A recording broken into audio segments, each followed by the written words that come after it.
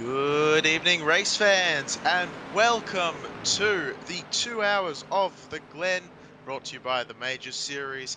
We are in the European region and ready for some major, pun intended, racing action coming up for you today.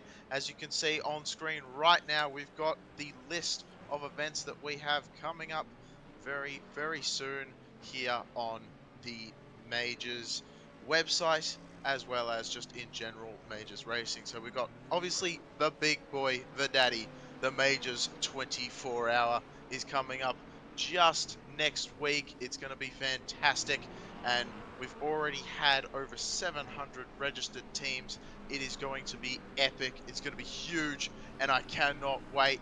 It's going to be something unbelievable. Please feel free to register and join. We have got so many cars, so many teams prepared. It is fantastic. Cannot stress enough how much fun that will be. As well as will be broadcasting, I believe, the top 4 splits that we get for that as well. It is going to be great. As well as the Road America 12-hour coming up for the Majors Endurance Series, as well as the Sim Science Grand Prix International and the 2 hours of the Glen for America as well, coming up later today or tomorrow, wherever you are in the world. I also should say good morning, good afternoon. I would say good night, but please don't go to bed because we've still got, as I say, 2 hours of racing to go. I am your host for the evening, at least on the commentary side. My name is Gareth McAllister, bringing you the action with my friend and colleague in the production booth, Khalid Ramadan. Welcome once again to the Watkins Glen Majors 2 hour. We've got the single race. It's going to be a good one. Qualifying's already completed, and you can see the points total up there as we've got going right now. Austin O'Neill heading up the points, 700 exactly, right bang on the dot, with Michael Halldafson coming in the second place, only 25 points behind. Both of them are racing in the LMP2 class today, as well as Daniel Thomas, you can see not too far behind them as well in third place. He will be running in the GT3s. You may be wondering how that's going to work points wise. Well, basically, if you can finish the highest possible in within your respective classes, we do have 3 classes here today: the GTPs, the Dallara P217, aka the LMP2, and the GT3s as well, classic IMSA format. As we can see all the cars on the grid with a beautiful, nice drone shot.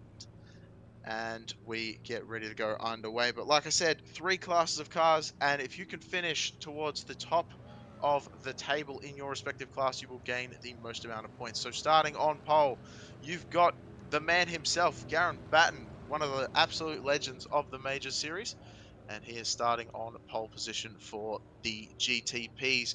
Quinton Verdonk starting in the second spot for the GTPs, with Gary Thomas bringing it up in the third position. Sebastian Jackson in fourth. Roberto D in fifth position, and Tom Dreeling in the sixth spot. That is our GTP grid. Rolling it on back through the LMP2 grid. Austin O'Neill, as we stated, starting in the top spot for the LMP2s, with Brian Boomsma in the second spot, with Michael Halflidassen in third position. Matthew Crisp in the fourth spot, with Joseph M. Homand in the fifth position, and Robert Northway in the sixth spot, with Jeff Schmier in the seventh position, Wayne Hutchinson in eighth, and Bill Daly will be in ninth, rounding out your LMP2 grid. Scrolling on back to the GT3s, David H. Baker in the top spot, with James Walker starting in the second position. Daniel Thomas in third, with Victor Hammerstrom in fourth. Ray Partridge in fifth, with Brian Shrivenier in the sixth position. Seventh is Hakan Schott. Kyle Graham following just behind in eighth position, with Michael Hogg in ninth.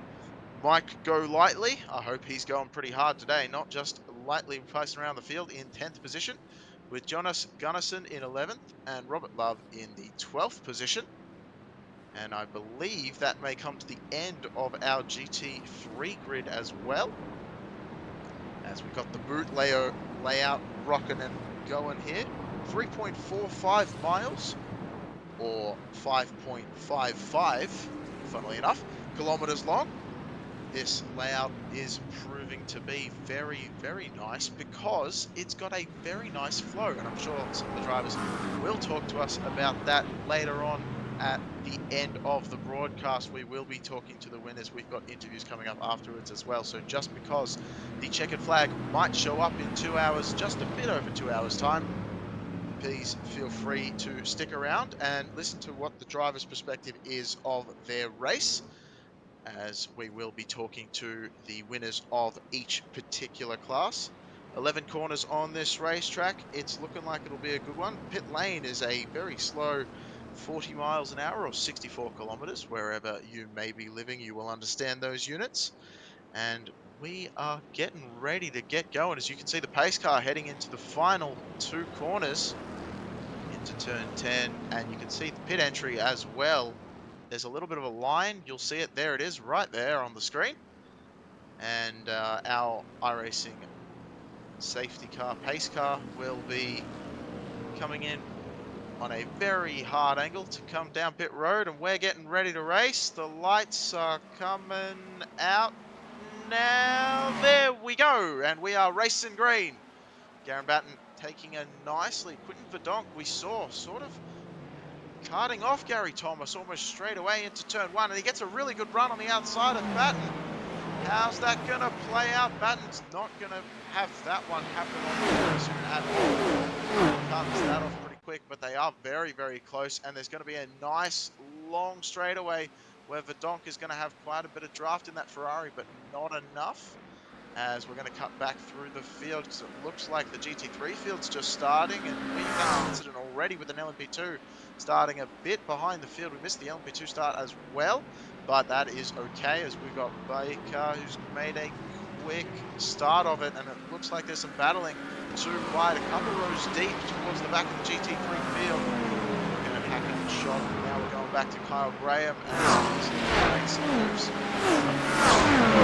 place already. That is where he started so far. It looked like he's very racy. He's going to get a nice toe from a double draft, and just behind him, they're too wide. That's going to be Gunnarsson and Go Lightly, and Gunnarsson gets the better of Go Lightly in that one. So Gunnarsson already up 2 spots. He's the biggest mover of the race, and we haven't even done more than a couple of corners on this track so far. So if that's not an indication of 2 hours of racing, I don't know what is. Gunnarsson almost making me lose my words up here in the booth, as he tries to go for a third move almost instantly after we talk about it. 1 lap completed for the GTPs so far, and we can see the layout at the game, of course. As you can see at the right hand side of your screen, there is a boot-shaped object on the track map, and hence obviously the name. As Shrivenier tries to defend against Gunnarsson, but Gunnarsson will not be denied. Not only takes that spot, but obviously had to pass by Kyle Graham as well. He's gonna have Shrivenier on the inside though, and Shrivenier doesn't able to do it. And here comes Kyle Graham trying to take advantage of the chaos, and it looks like he's going to be able to get it done in the Corvette. Stellar move from outside to inside, making that Corvette make waves past McLaren.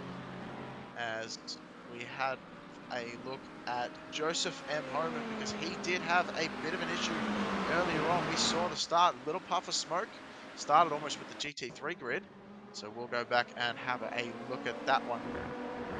So this was coming on to the end of the green flag lap, right on lap 1. Just got a bit too happy on the power right as we went to green, and a bit too much power, a bit too much steering input. Round she goes. But able to get that one started without too much of a problem and keep going. Out of the wall, didn't hit anything, so brilliant start, if we must be honest, as he did find himself behind some GT3s, made his way through without an issue, and is already looking like he's catching up to the field quite quickly. So he's working that one as Austin O'Neill continues to lead on from the very front of this grid. The all-black LMP2 machine. Some would say stealth black. I would say, yeah, it pretty much is. As we're continuing to watch, look at that. What was his lap time? 1:38.1. That's already a pretty fast lap time for an LMP2 around here. Remember, these cars are in their full race trim, and you can see the lap times right there on the left of your screen. Actually, Quentin Verdonk has a better lap time than Garen Batten at the moment, so the leader, I mean, if nothing else, that's proving that you can be right behind someone, and even though you might get some aero wash in these corners, if you're drafting along behind them, it is such an advantage here at the Glen, as it is very much a power circuit. Not too many places that you need to go all that slow. Very nice, very fast flowing, this track. And we look forward to seeing what more action it can do, but it looks like a couple of groups starting to separate each other in almost every part of the field, and almost every single class is separating into their own individual little groups. As we're currently having a look at James Walker in the GT3 field, he's not too far behind David H. Baker. In fact, he's been slowly closing that gap. As we just reload the paints for you here to make sure everything is up tip-top and in shape. And thank you very much to Billy Goat Boy, who did shout out that deliveries are not on, so we're getting that one sorted. And they're looking like they might be coming to life. We can only hope, as some of them have loaded in and some of them haven't so far, but we may be good. And we'll keep getting a look at that. Meanwhile, we're still watching this battle in GT3, and it's getting pretty heated because, as I said earlier, James Walker is closing on to the back of David H. Baker. And Baker now is trying all he can to get the onboard from the driver's helmet in the Mercedes. He's going to break into T1, turn in, and almost spot on. You can take the exit of that curb, really ride it out, maximizing the amount of speed he can take into that slight downhill so that he can get as much of a draft as possible. But it actually looks like Baker had a bit of a better corner exit, so it won't end up doing Walker that much good as we come into the bus stop. This is a very scary part of the track. You've got to nail this one. And he does so without too much problem. And it looks like we lost a... No, we have not lost a GTP. My timing tower is a bit awkward. Apologies for that. It's showing me the GT3s ahead of the GTPs for some reason. But that is just a technical glitch. And there we go. It looks like, at least for Walker, his delivery is pretty much perfect. It looks like at the moment. Some of the others will move in ever so slowly as well. As the battle for the lead in almost every class is heating up. Looks like it's only 4/10 for every leader right now, and Garen Batten's still trying to hold on to that lead. At the bus stop, careful not to get onto the grass. These GTPs definitely do not like it. And speaking of the GTPs, we've only got a Cadillac versus Ferrari situation going on in the entire GTP field today, which is a little bit sad, as we see less diversity than we would like to see up here in the booth, but it's still nice to see at least more than one manufacturer represented, as Verdonk is trying very hard to catch onto the back bumper of Batten. But Batten trying to make that gap as wide as possible, actually gained 2/10 that lap. And it looks like they may be catching the back of the GT3 field as they make their way on by Michael Hogg in Mercedes AMG GT3. So Tom Fusion Simsport also letting us know, let's go Fusion. Always good to have shout outs out here in the booth. You've got someone to shout out, want us to have a look at a particular driver, have them appear on screen, please feel free to let us know. We do periodically check the YouTube comment section side of things and try and get an update for you regarding whatever you would like to see on track. Perhaps shouting out not only your favorite driver, but maybe your favorite broadcaster, maybe your favorite producer. Not trying to grand note myself or anything, but always very much appreciated. As Garen Batten continues to gap the field, especially gaining some more room on Quinton Verdonk behind, because it looked like Verdonk just got caught up in traffic specifically at the bus stop. Now that is where you are going to lose the majority of your time if you're caught behind traffic, considering these GTPs have such high rates of downforce compared to the GT3 that they are just able to eat through those curbs and without losing too much speed relative to the GT3 field. And Garen was able to get past the cars where Verdonk was not, as they both continue to make their way really through the GT3 field. And they're going to have to do so cleanly and calmly. Remember, this race is a full 2 hours. We've still got an hour 50 minutes. It's only been 10 minutes. Boy, that looked quite close with the GT3 there. That looked quite close indeed. As definitely having to let off the throttle.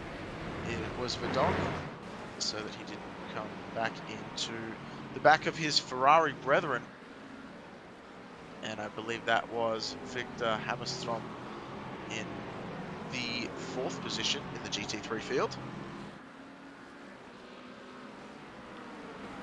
And a lot of multi-class action already underway. The LMP2s in a class of their own right now, but they will get involved in the action fairly soon. As you can see on the right-hand side of the screen, battle for first in class. That is the gap as it is right now with Garen Batten and Verdonk. We will go have a look at David Baker, because he's just got passed by the GTP leaders. Now that didn't take long at all. About, well, just on, not quite 12 minutes, about 11 minutes. Obviously they did have a split start, which is very much recommended for the IMSA, any IMSA series racing. And one thing that should be brought out actually that I haven't mentioned yet is we are getting ready at some point. We will have a caution thrown into the mix of this race. Just a competition caution to spice things up. And whether that hurts a driver's strategy or helps a driver's strategy remains to be seen. Now we up in the booth do not know when that caution may or may not appear, but we have it on good authority that it will be somewhere within an hour and 48 minutes. Funny that, as we continue to watch Gary Thomas right now, not too far ahead of Sebastian Jackson, but able to increase that gap using lap traffic as a bit of an anchor between the two. And you're going to see lap traffic is really what makes the IMSA series such a fantastic thing, not only to race, but also as a spectacle. From a spectator standpoint, I would say it just adds that extra level of, well, difficulty for the drivers, but excitement, I would say, for the fans, as that's going to be quite close. That's good backing out of the throttle there from Sebastian Jackson. He saw that Baker was going to take the apex there and decided against trying to go too wide, which is very, very good, calm and stable racing, because that corner specifically coming out of the boot, I believe is called the ankle, and that corner is very tricky to go too wide. You really want to go one lane on that corner as opposed to almost every other corner on circuit. It is by far the slowest. out here, which you'd think the bus stop would be the slowest, but the cars, the way they bump over that curb, or over all of the curbs at the bus stop, it is a fantastic sight to not only watch, but I bet in the driver's seat, it's quite a bumpy ride. As Michael Hogg in the 12th position for the GT3s just sets his fastest lap on the race.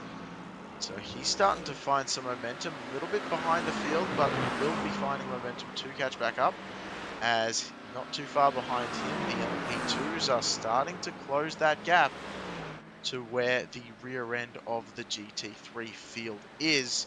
And that might be a little bit more spicy than the GTPs. Remember, the LMP2s will not have quite the throttle response as the GTPs, although interestingly enough, a higher cornering speed.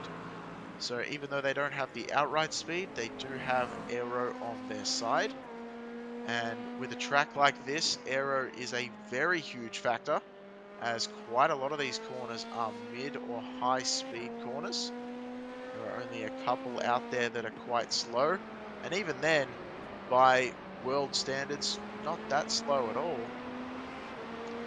As it looks like here comes the LMP2 grid, as we were suggesting, so they're just making their way up to the GT3s right now. We have had a spin for Ray Partridge, who finds himself without a pear tree in the 12th position, and he's going to smack the wall just a little bit as he tries to come back facing the right direction. What has happened to Ray Partridge? Well, we're going to find out, as he was following behind the Ferrari in front. A little bit loose, and round she goes. As I have a voice crack, which almost perfectly in sync with the spin. As the LMP2 leaders continue to make their way through the field. Now they're nose to tail right now, and it looked like O'Neill got caught up a little bit, so Boomsma right on the back bumper now. They've got some traffic still ahead. At the top end speed, you'd be surprised the GT3s are almost as quick as the LMP2s. There's not much between them, and it looks like maybe a three-wide situation. Oh no, there's going to be contact, and that's a major wreck. Stack on the brakes.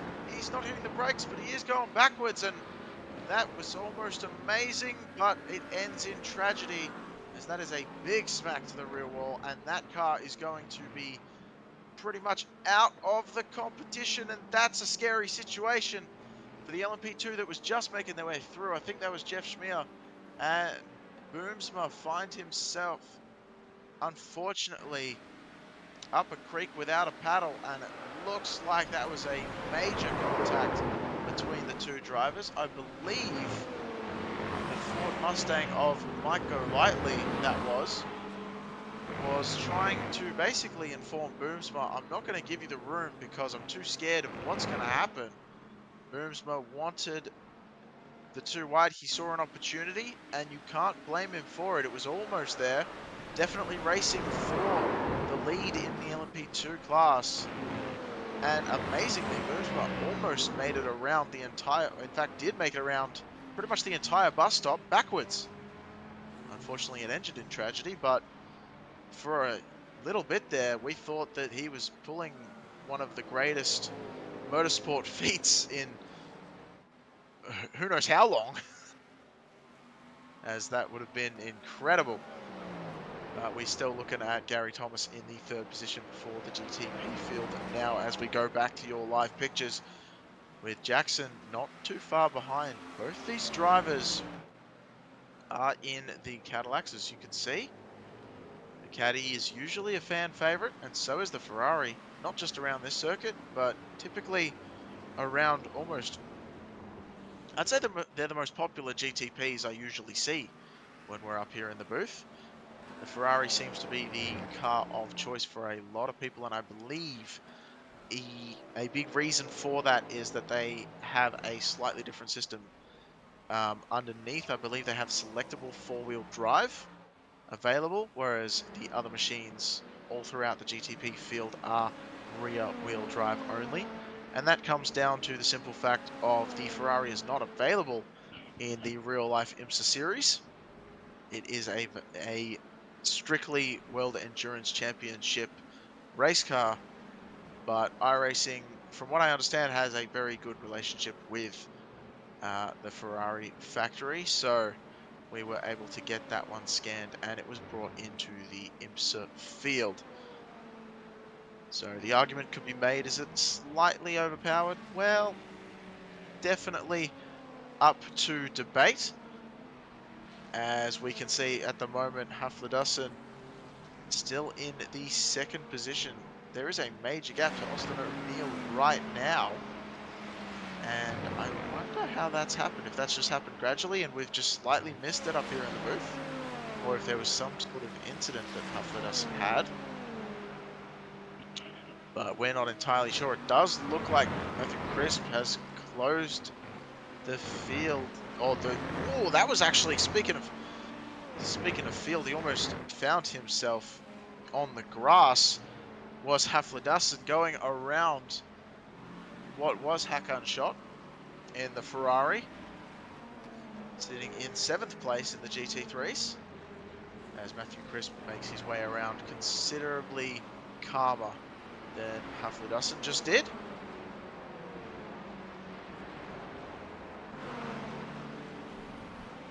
And we are continuing the racing action, so I will say apologies up here in the booth already. It has been a very long day. I'm not trying to come across as excuses, but I may not be myself at the moment. It's been a very long day for me. Wishing my own mother a happy birthday. So, yeah, that was just a little bit of random knowledge for anyone who may be watching. So yeah, it has been a long day for me, so apologies if I'm not up to scratch as I may usually be. But Kyle Graham at the moment on screen in the 6th position, right on the back bumper of Victor Hammerstrom. Hammerstrom makes the entry, actually a little bit wide, missing the apex, and Graham's going to use that to his advantage because he is coming quickly up into the S's and over the bridge for the entrance into the circuit. This could be very close indeed. It looks like the Ferrari might have flat out pace. We had to have a little bit of a lift actually for Graham as Robert Northway in the LP2 made his way through, ruining Graham's hopes of potentially making a move into the bus stop here at the Glen. But he does look like he's got maybe a slightly better run out of the carousel. No, I think it was pretty much about even as they head down into the boot. These corners quite easy to get right, but very tricky to nail the precise line needed to maximize a lap time. That is what these drivers will be very proficient at, don't you worry. As a little bit of a switchback move between the two, as that was your race leader going between two of the GT3s. Mike Golightly being one of them, as he tries to make a move on the inside of Scrivener, and it looks like he's going to be able to get that one done. The lone Mustang out here in the field, still on the inside, not quite enough room to stick in front of the McLaren behind, but able to get it done in the end anyway, as the McLaren does not fight on the outside line, so Scrivener lets Golightly have that one. As we have a replay lined up of that pass, and it looks like, yeah, so that's exactly what happened. So Verdonk was coming through in the 2nd place in the Ferrari GTP and just allowing as much room as needed, probably even more that was needed, was Brian Scrivener. And Golightly took full advantage, and that is one of the great things and not so great things, depending on your viewpoint or which driver you are, of multi-class racing. Sometimes multi-class giveth and sometimes multi-class taketh away. And unfortunately, in that instance, Scrivener, it did take that position away from him, as Hammerstrom is trying to catch up to the back bumper of Kyle Graham, who's found his way up into 5th position. And at the moment, your biggest gainer on track right now is actually Jonas Gunnarsson, who is up 7 positions from the start of this race, up into 4th place in the GT3 field. So that is incredible work right now, because that's only been within 24 minutes of this race opening. That's incredible. And not only is he stopping there, because he's got Daniel Thomas just in front in the McLaren, that he is closing up to very, very quickly. And there is no one lapping quite like Gunnarsson out there at the moment. I do believe he is currently setting faster times than even Baker at the head of the field. So we can see the times on the screen right there. And you can see that I am in... I'm actually right. Wow. It was an educated guess, and for the first time in probably a good 20 years, I was right. Look at that. As Gunnarsson is making his way onto the back of Thomas with his own pace, though, only 2/10 slower. So not that much between these two drivers. Although, could the 2/10 for Gunnarsson be coming thanks to the draft? Well, it very much could be, as we did have an overtake in the GTP field. That was Sebastian Jackson making the move on Gary Thomas for 3rd position. And we'll take a look at that one. Oh, yeah, it looks like a checkup. Definitely coming through, taking full advantage of traffic once again coming into play. And I believe that was Shrivenier again, who may have been the McLaren that was the car being overtaken in that instance. So, little bit of a struggle for Shrivenier at the moment, trying to find his footing. So this is, we're looking at the replay before the overtake at the moment. So this is Gary Thomas. We'll see if he gets held up a little bit. So didn't get held up on the entrance to the S's. That word starts with an E, not an I. And there we go. Had to lift off the throttle massively, probably even threw on the brakes. Was worried about where that GT3 was going to be. That is literally the worst place to catch a GT3 on the run up the S's. As what has happened to Gunnarsson? He was flying through the field. Our most passing driver is not passing anyone looking like that in the pit lane. What has happened to Gunnarsson? LP2 traffic was right behind. Oh no! Oh, holy moly. As I believe that was Boomsma again. Yes, it was. Thank you very much for that, Khalid, for letting me know. But yeah, that was Boomsma who was involved in that one. Boomsma, of course, having an altercation with a GT3 earlier on in this race.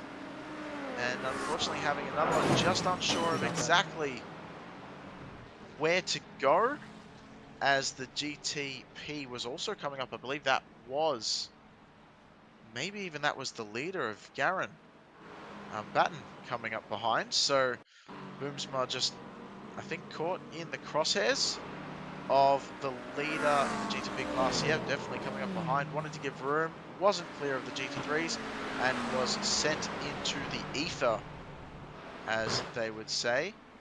Absolutely sent into the abyss, and an automatic tow as a, I was going to say reward, but that's not exactly nice to say, is it?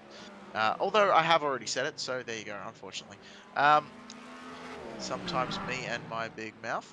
As Garen Batten now has Verdonk right on the back bumper once again.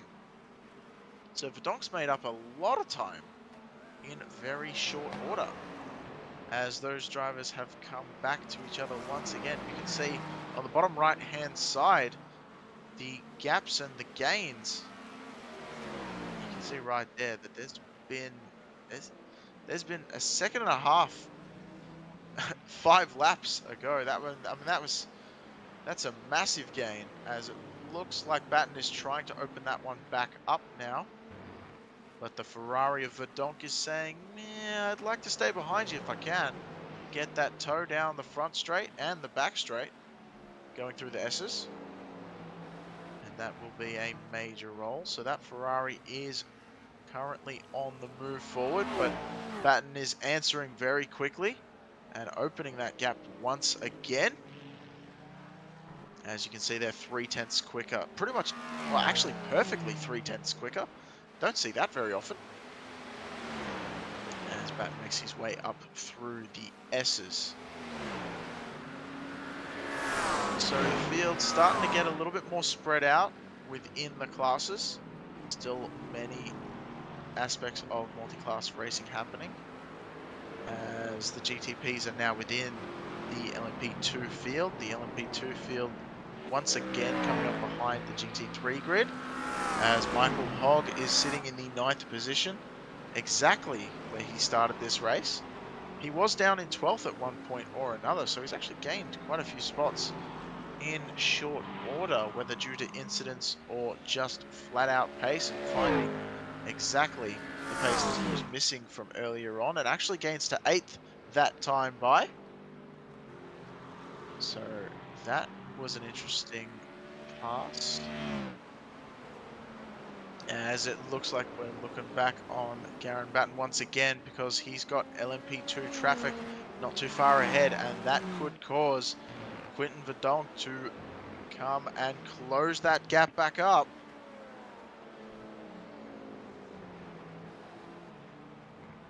You never know what kind of racing action we will have in the LMP2s. Once again, like I say, not the pace out, doesn't have the outright pace of the GTPs behind, but definitely the cornering ability is very similar. Now coming to the S's, this could get interesting.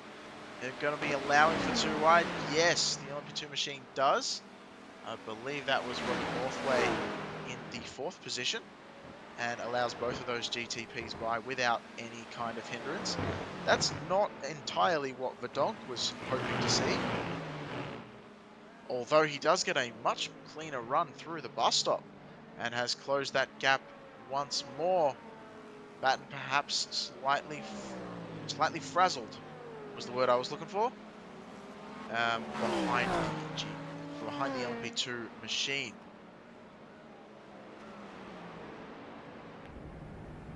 So we have just passed a little bit more than half an hour in this race. A quarter of the race already gone. That seems like it's gone by very, very quickly. But here we are once again on board. So we're on board in the Ferrari of Verdonk, and looking very nice as he is trying to make his way up to Batten. Line slightly different there. You can see cut the corner a little bit closer, and a little bit of oversteer on exit as well. Had to counter steer that one to keep the car pointed straight. So that Ferrari definitely loosey-goosey on exit of that corner. Of course, that heel corner is possibly the loosest you'll ever see any machine go around this track. As we mentioned before, it is the slowest corner on the circuit, as well as off camber. So that definitely plays into the role of not having too much grip, as both the leaders come across some more LMP2 traffic and make it through without any problem. And how are we looking in terms of splits? It looks like this may be the closest battle on track at the moment. We also have Michael Hogg not too far behind Robert Love, and in the GT3 field, that is for 7th position, as well as a close battle closing in is James Walker on Baker, less than 8/10 in the GT3s as well. This battle that we've been watching and still are watching is down to only 3/10 now between Batten and Verdonk in the GTP field. The LMP2 field a little bit more civilized, as the drivers are separated by a little bit more of a margin across the majority of the field. We get a nice look from, I believe this is the blimp cam.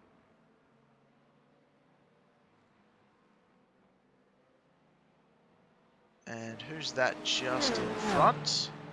That, I believe, will be the LMP2. I think that's Huffler-Dusson, if I'm not mistaken.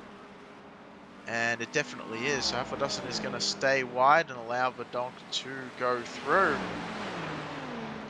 And all they've got to pass now is Austin O'Neill. And you can see the gap that I was talking about earlier. They've still got another 2 seconds before they catch up to O'Neill just ahead. And O'Neill's got his own problems because he is catching up to the GT3 field. And that is Shrivenier, allowing plenty of room for the LMP2 to slide on through. And the GTPs as well. As you can see, just at the edge of shot there, Verdonk was flashing to let the drivers know, hey, I'm coming through. And following right behind Batten, because sometimes when these machines are so close together, so close behind each other, the slower class cars, when they look up in the rearview mirror, they can only see one, and that can lead to disaster. So a little bit of a friendly flash, while it can be seen as a bit annoying from the driver in the slower class, definitely if you want to err on the side of caution and safety, a good thing to do. However, if you used it too much, you will come across as a not very sportsman-like driver, as it is very distracting, which can be used as a tactic, of course. Not the nicest of ones, though, as both drivers will have to compromise their line just a little bit, as the LMP2 traffic is just slightly in the wrong place at the wrong time. But Verdonk definitely got hurt the most out of the two, as he lost just a slight bit more on Batten. As we cut to the GT3 field, James Walker has been closing that gap, as we said earlier, down to 4/10, less than 4/10 now on Baker. So keeping Baker honest at the front of the GT3 field. It is Mercedes versus McLaren. Fun fact about McLaren, not too many people I don't think know this, but actually Mr. McLaren, who actually founded the company, was a Kiwi.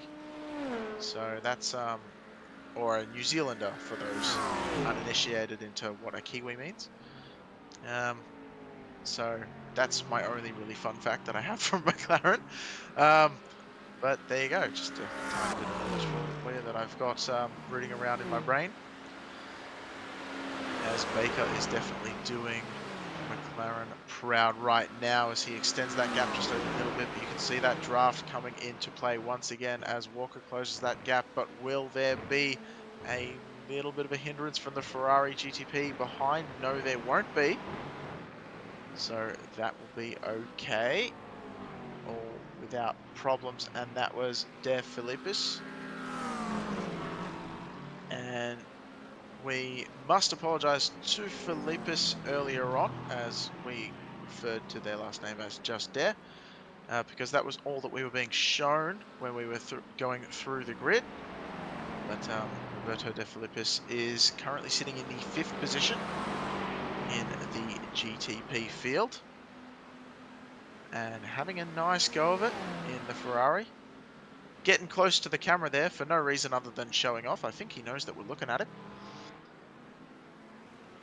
And you can see making his way through nicely and cleanly. New fastest lap for Tom Drilling, as we saw just pop up there briefly in the 6th position. He's currently 1 lap down in the GTPs. So I think maybe some sort of situation happened there, because okay, so he has already come down pit lane, we're being told up here in the booth. So that is why he is down a lap. And it looks like Garen Batten actually set the fastest. Is that the fastest lap or the fastest sector? That is the fastest lap of the race last time by 1:33.967. And all the kids below 15 are screaming because I just said 2 numbers together. I will never understand what that is. I don't think even they do, but there you go. That is the modern day for us. Mind you, I say that, I'm sure there was some crazy stuff when I was a kid that I just can't remember anymore. As Garen Batten is still leading the GTP field, we look to Daniel Thomas, who's doing a great job, who also has, yeah, just set the fastest lap in the GT3. That's why we're looking at him.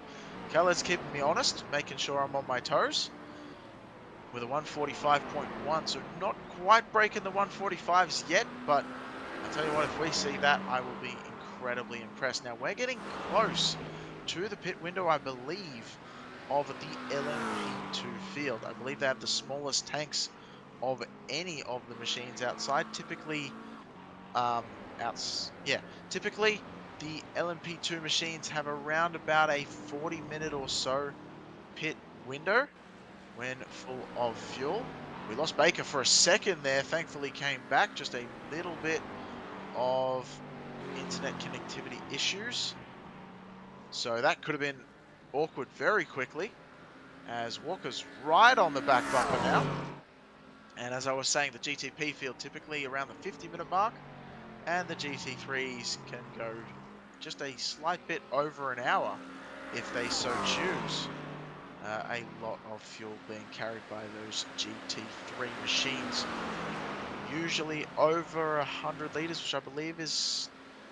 Oh, that's going to really hurt my brain if I do that conversion. But I think it's 30-something gallons. It might be more than that.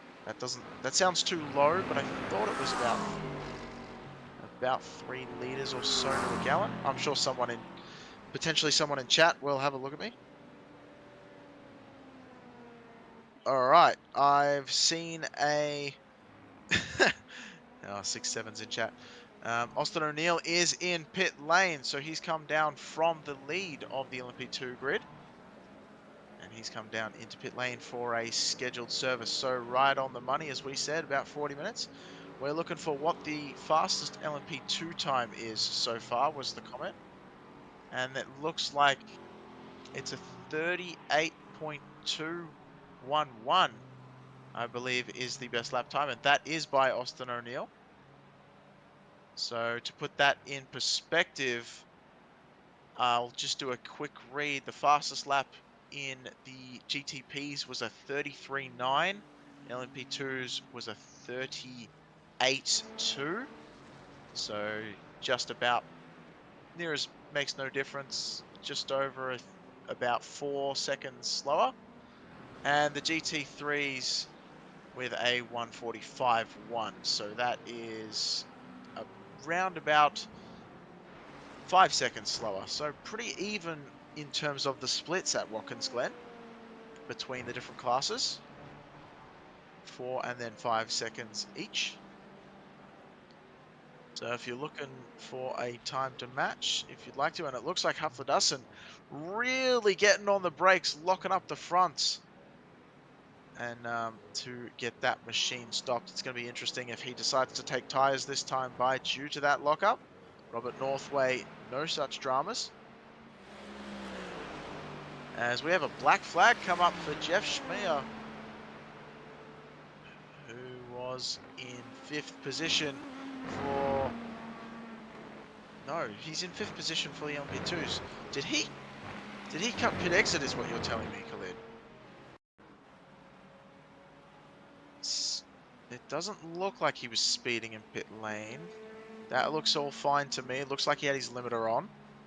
So coming down out of pit exit, and whoa, yep, definitely lost it almost into the side of what was Gunnison coming through in the Mercedes, who already had that incident earlier on. So I'm sure flashbacks from seeing an LMP2 round near the same spot would not have been appreciated. To appeal that. As we also shout out to Sudspeed, who's been a major sponsor of the Majors series. The warning, and you didn't appeal, so the penalty's going through. And with Lash Sim Cams obviously helping us with the cameras as we have a look once again of Jeff Schmier. But yeah, you're the one having that self-spin. I wouldn't call it an incident because he wasn't able to avoid any sort of major damage. However, did get a black flag drive through as a result. So unfortunately, that will send him down through the grid. But Austin O'Neill taking back over the top of the lead spot in the class. Robert Northway, did he also He have the discussed same it after problem? the race, but He's currently you showing had with a 10 black minutes to flag as appeal it, and well. he didn't appeal it, so And he was in there's nothing third, much you can do now.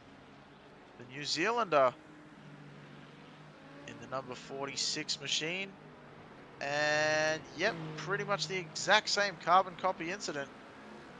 So I wonder if they've taken tires, and that's why, because they're probably on fresh rubber.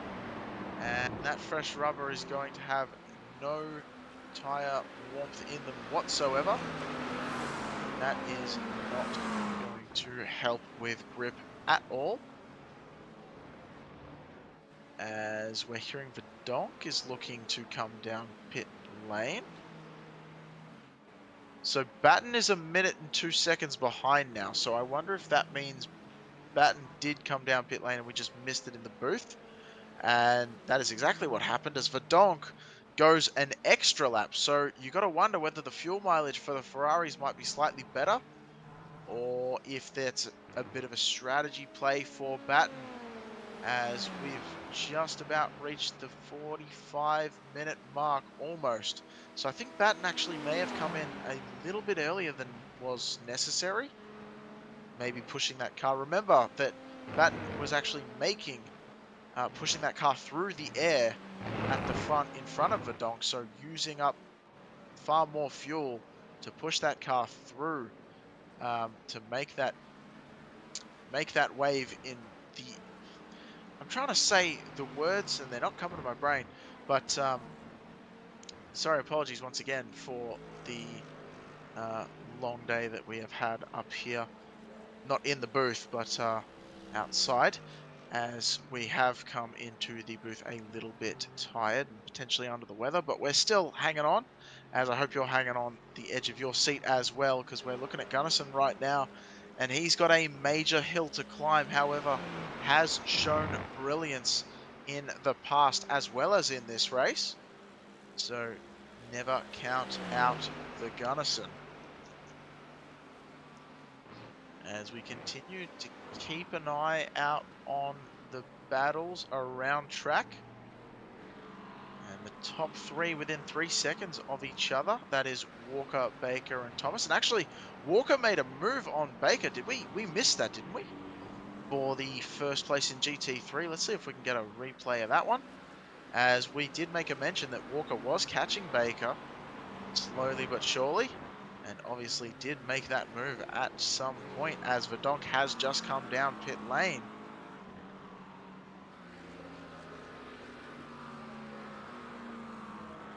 So we'll see where Batten is compared to Verdonk. We'll see if we can get a replay for that one later on, the move in the GT3 lead. But for now, we're going to keep an eye on where Batten comes out. He had to deal with traffic of Gunnison just then. And it looks like Sebastian Jackson has gone an extra lap, so he's going to stay out. One more time. Gary Thomas has come down pit lane. Here comes Batten. Where's Verdonk going to exit? We're showing Verdonk as pit exit, so he's definitely left his pit stall. He's going to be near the end of pit lane. This is going to be not as close as I thought. It looks like Verdonk has jumped him. The overcut strategy has paid off massively, as he has actually gained what is, I believe, about 2 or 3, maybe even, there you go, maybe 4 seconds on Batten. That's a massive gain, including saving fuel. So Batten probably not going to be too happy to see that one end up in that way. And unfortunately, nothing he can do about it other than getting his head down and hoping potentially for a little bit of lap traffic assist, as Verdonk does catch back to the back of some of those lap traffic machines, LMP2s and GT3. So this is the overtake. And that was actually a 3 wide with Verdonk on the left-hand side, or the right-hand side now.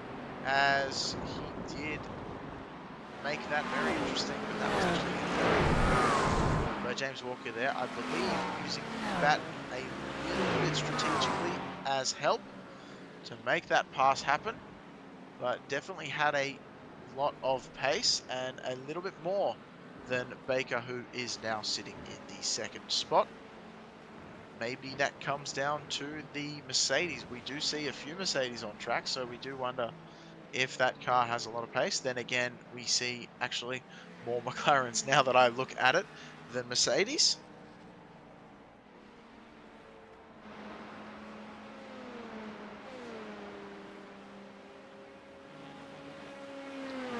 So we do have a comment in the chat basically saying that they should have done this race as the temps are pretty much the same as what they were in the 4 hour. And I would believe that that would be sort of the template I believe we used almost to go racing here at Watkins Glen. Of course, rain was definitely a possibility. We do not believe that rain is going to make its way onto the track at the moment or during the entirety of the race, but it definitely was a possibility. You can see a little bit of dark clouds up in the area, but I believe we should be nice and solid because there are a lot of blue sky visible. There is a lot of blue sky visible, as I correct myself. And Garen Batten is still trying to close up that gap. Now he has done, he's actually closed it tremendously within the last few laps. Potentially tyres playing into a factor there as well, as the updated tyre model from iRacing not all that long ago was really updated so that the tyre lives, it does take the tyres a good couple of laps to get temperature back in properly, and then you can go racing for real as the tyre life does come in. It looks like Batten actually was a little bit off the apex there in turn 1 again, so may have hurt his time just a little bit as we look to Michael Hogg, who's still making his way up through the grid, but is still trying to challenge Robert Love. He's been sitting on the back of Love for quite a wee while since we basically made the comment about 20 minutes ago. So he's been looking at the rear end of that McLaren in front and probably wondering how he can gain just that extra couple of tenths to make up that gap and get right on the back bumper and potentially make an overtake, or at least attempt an overtake, as I am proven wrong almost immediately as Michael Hogg comes down pit lane. We are just underneath the 1 hour mark, and this could definitely be a strategic call as he has come down. We're expecting the rest of the GT3 to come down within the next 10 minutes or so. As when I said roughly an hour for the GT3 fuel, it looks like I may have overestimated.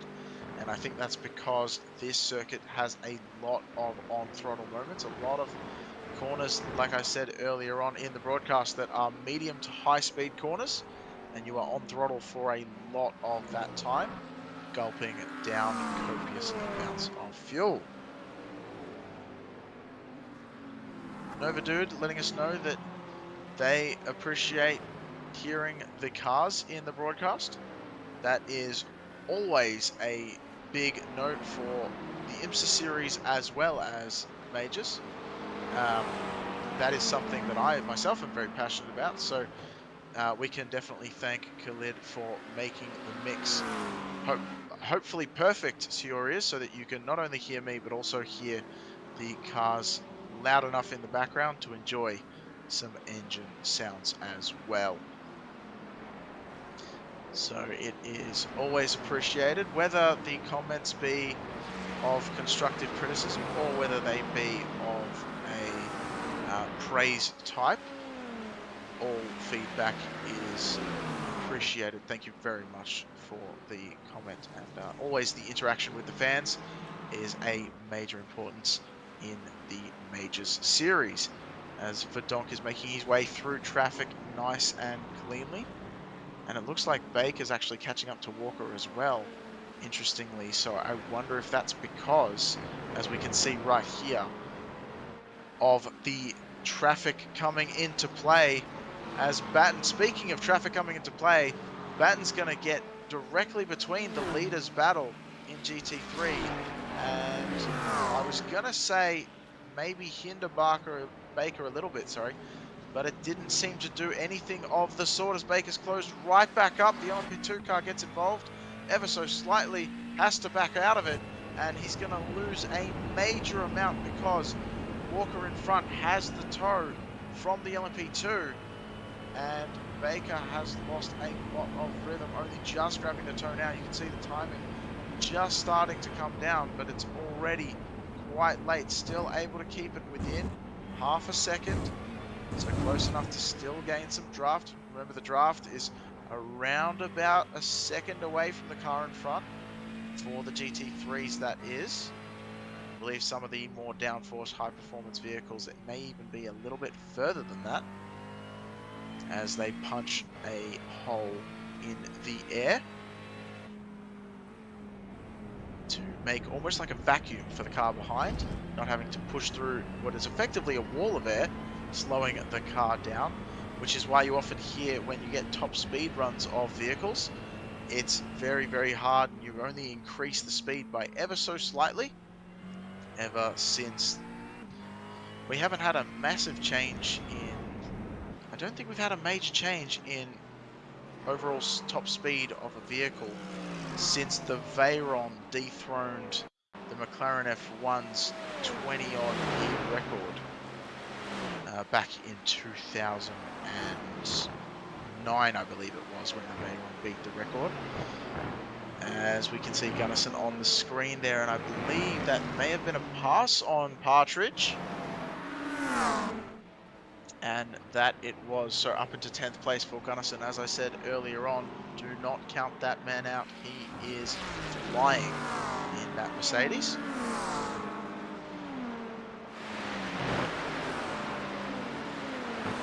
As we got Jeff Schmeier making his way, not downtown, but through the field of other machines. And you can see a massive gaggle of cars behind the leaders in GT3. And that's going to be playing into Schmeier's hands because Hutchinson is just in front and he is unable to get through right now, or unable to get through quickly. Schmeier's going to take advantage. Is there going to be a gap? No, there's not, as Baker cordons off that one, but there's going to be a gap this time around as he goes to the inside, and there's not going to be enough room for Hutchinson just in front.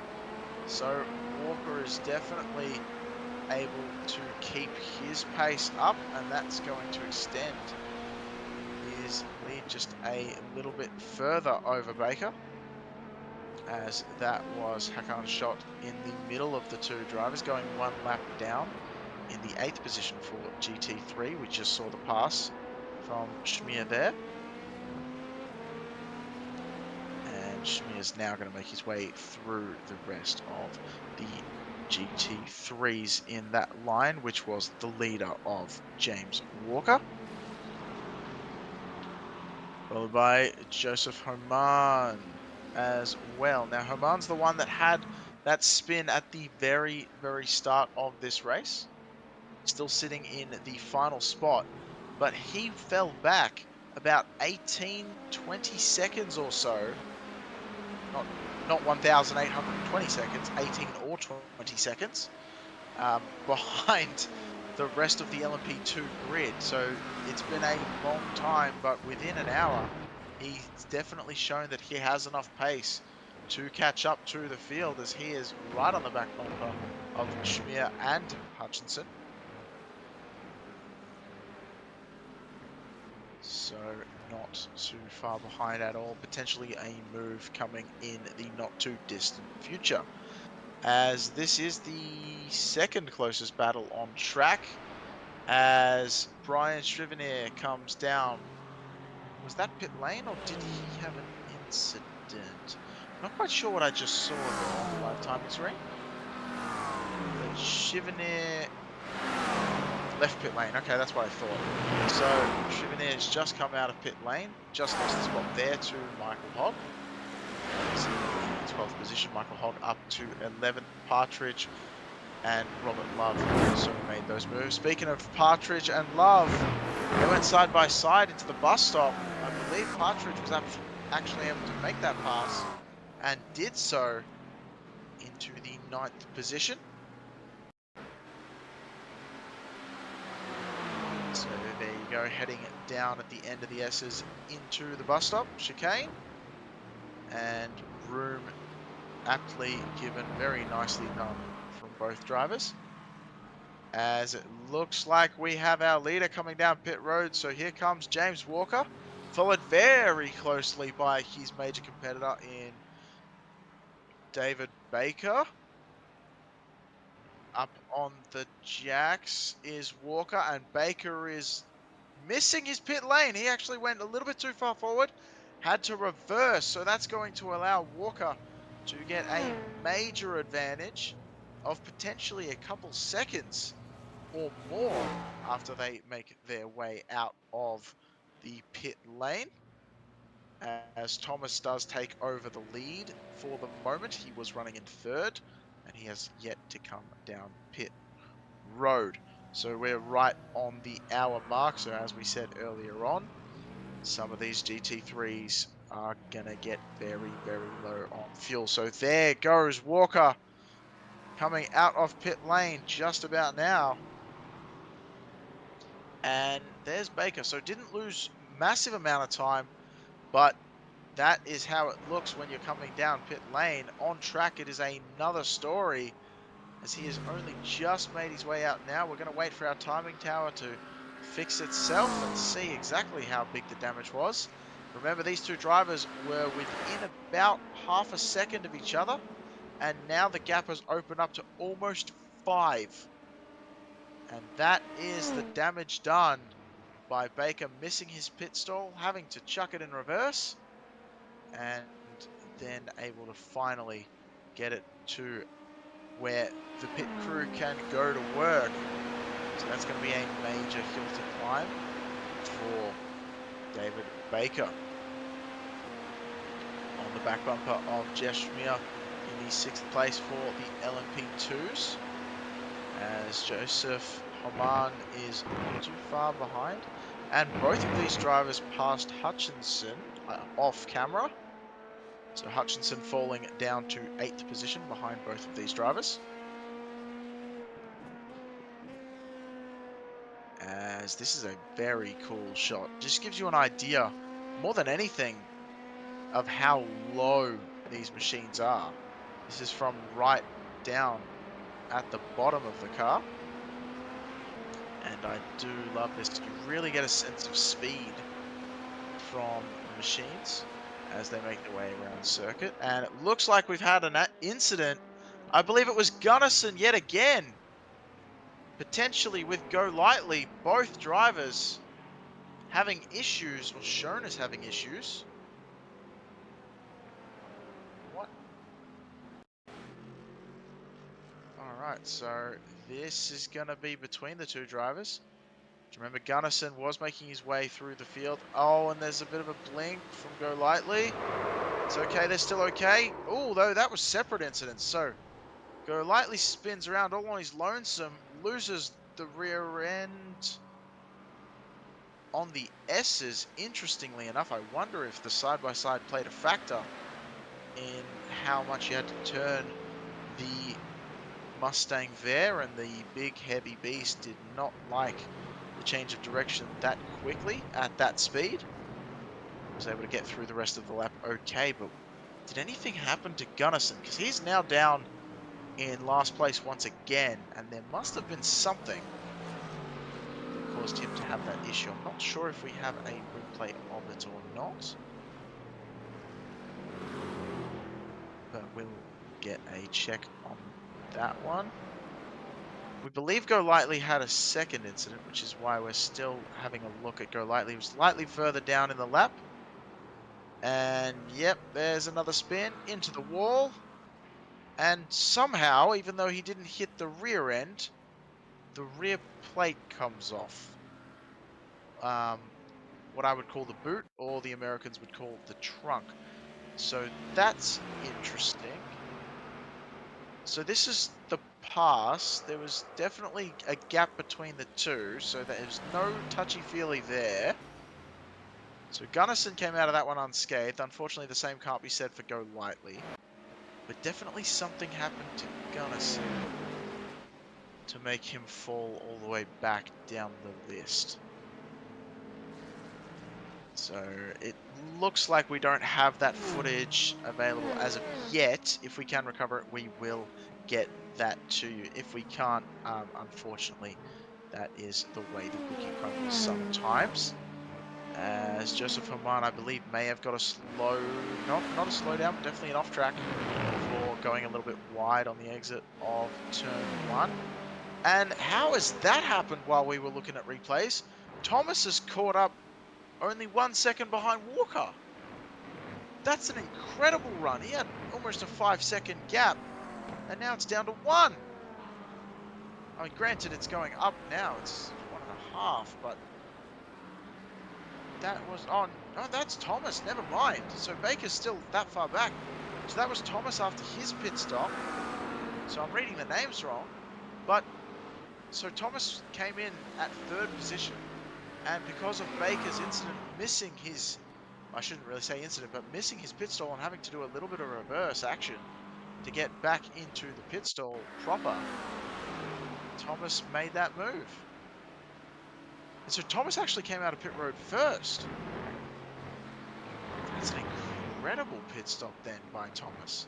And so that was Walker coming through into the bus stop while Thomas was on cold tyres, obviously not wanting to get into any sort of incident, having to feel out the car and get it warmed up.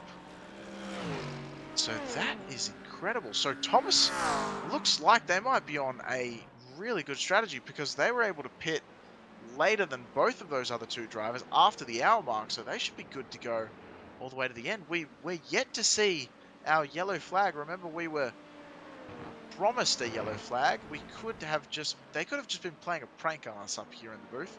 Khalid, it's very possible that we will not see a yellow. I'm starting to wonder it now, which is maybe exactly what they were going for. We're going to have to keep an eye on it. I'm sure we'll be let know pretty obviously when it does come out, if it does. So Haflidassen still in the 2nd position, has been closing the gap to O'Neill though. Just a little bit at a time, just making small chips away. And the Swedish driver, known very well to us as one of the best in the business, even among a field as great as this.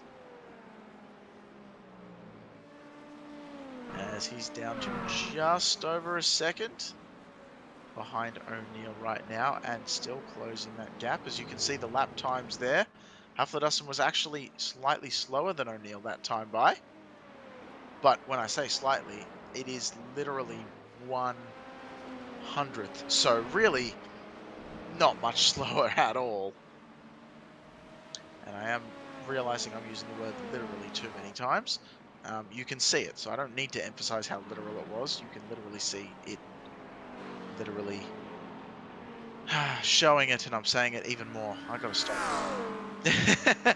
Khalid's giving me a verbal slap in the head, letting me know that I'm getting a bit carried away with craziness.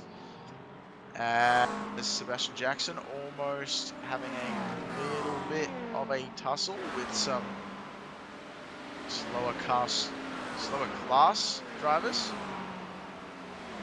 Well, slower cars, I guess, works as well. As I said, apologies.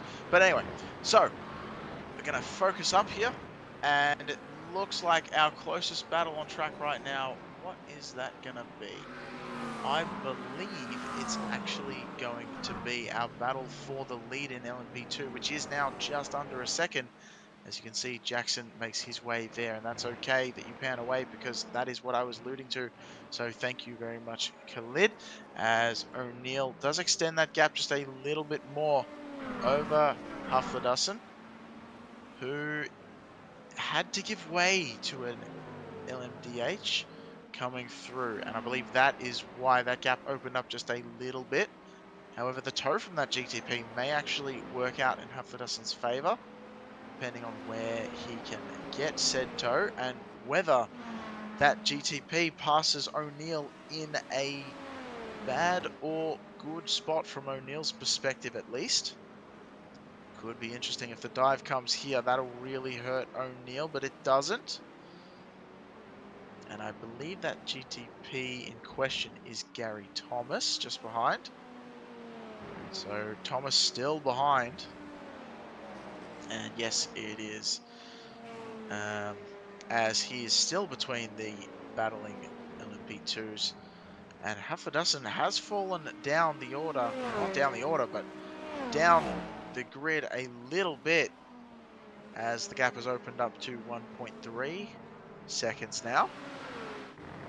As 3 wide, that could be disastrous, but thankfully it's an LMP2, so they'll probably let him go, and that was very well done from all drivers involved, specifically from Michael Hogg, allowing that 3 wide to not only happen, but lifting off so that nothing crazy or untoward took place, as well as Herman made his way through with the leader of GT3's Walker, as you can see, appearing on screen just behind. Multi-class action always bringing something. Even if there is no battle on track, there can still be a battle between classes. Always something to talk about, always something to look at. And always something to marvel over, as it is intense concentration you need for a series like this. And once again, we appreciate your support on the YouTube comment section. Feel free to let us know if you'd like us to have a look at any driver in particular or anything of any real sort.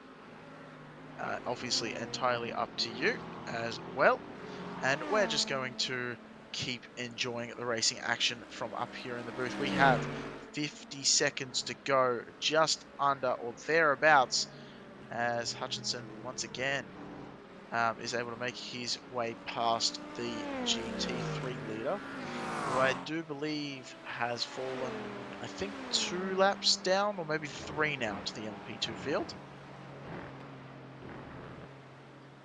2 laps, okay. So we were right the first time, we don't have to question ourselves. Thank you, Khalid, once again, keeping me in check up here in the booth.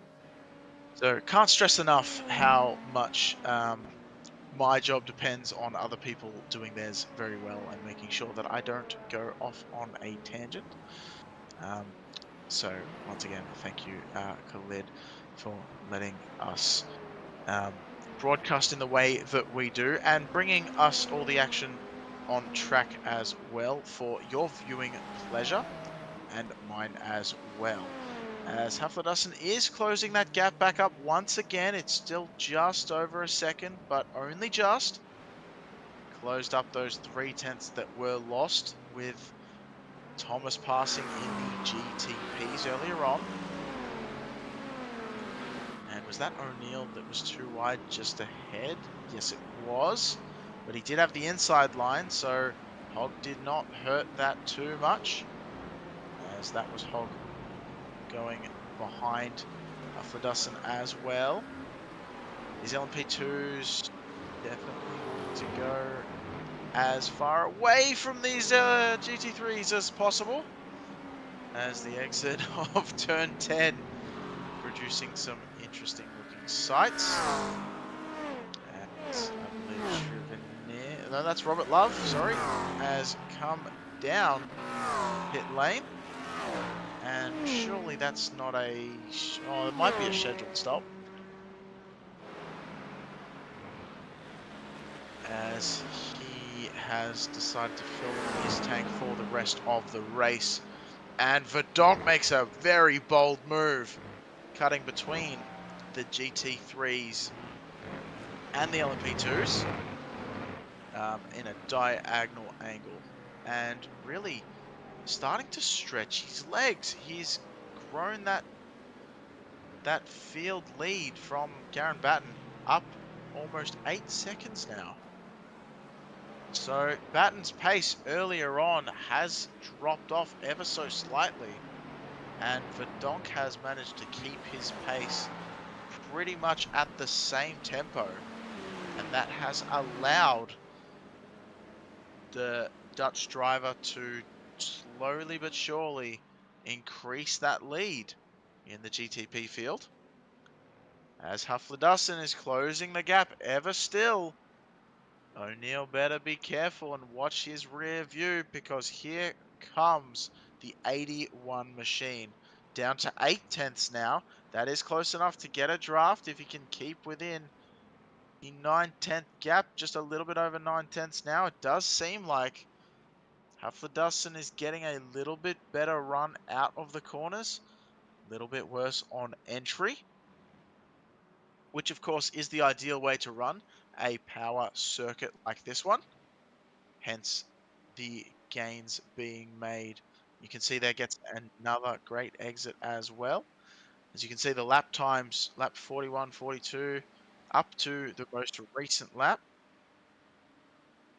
And O'Neill has been, I believe, that's kind of hard to read, but I think O'Neill has been faster the majority of the time, except for lap 43, losing 7/10 in one lap. So that's interesting. You'd have to think that definitely, or you'd have to think that class interactions play a massive role in that loss of time. As you can see there, O'Neill, oi, just in front. Partridge has had yet another spin in the same corner we saw him have a spin earlier on. But I think, if I remember correctly, last time it was because he was going too wide through that corner and was on the outside lane where all the marbles were. So this is going to be a tough one to get turned around, and decides to take a tow. So Partridge took a tow after that one, all by his lonesome this time around. And the Acura just losing a little bit of grip. Doesn't hit the wall or anything. So a tow probably wasn't necessary, as he only had to allow 1 or 2 more machines to go by before he could spin that around. As we've got a battle for 9th place, Gunnison takes over the spot from Love. The United States driver having to give way to the Swede. Coming into the heel of the boot.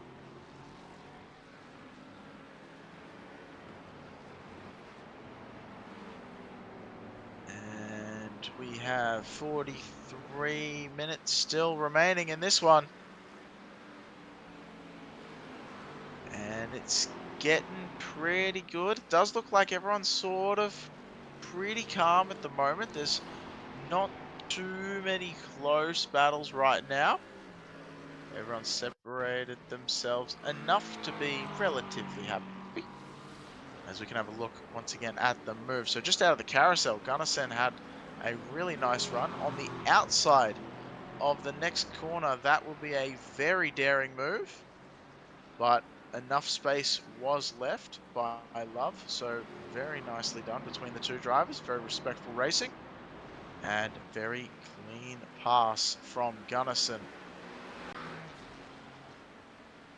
Nicely done as we come back, and that looked a little bit dicey for a second there with the LMP2 just behind. Thankfully, it was not as bad as it first appeared. And I believe that is Robert Northway making his way through. And yes, it is. So the Kiwi sitting in 4th position right now. Unfortunately, a spot down from where he was earlier, thanks to that black flag received for the unsafe pit exit. However, losing 1 spot for a drive-through penalty, I mean, that's not that bad. It could be a lot worse So that is pretty well driven for Robert Northway. As we have a look at Victor Hammerstrom. And Hammerstrom sitting in 5th position right now, coming onto the start-finish straight. And Hammerstrom, we've talked a little bit about this race, but not a massive amount, as he makes his way through turn 1, and we get some nice picturesque views. And we're going to take a very short break as I try and get ready for the last 40 or so minutes of this one. Get some fluids into me and see if I can liven myself up just a wee bit. So we'll be back in just a short.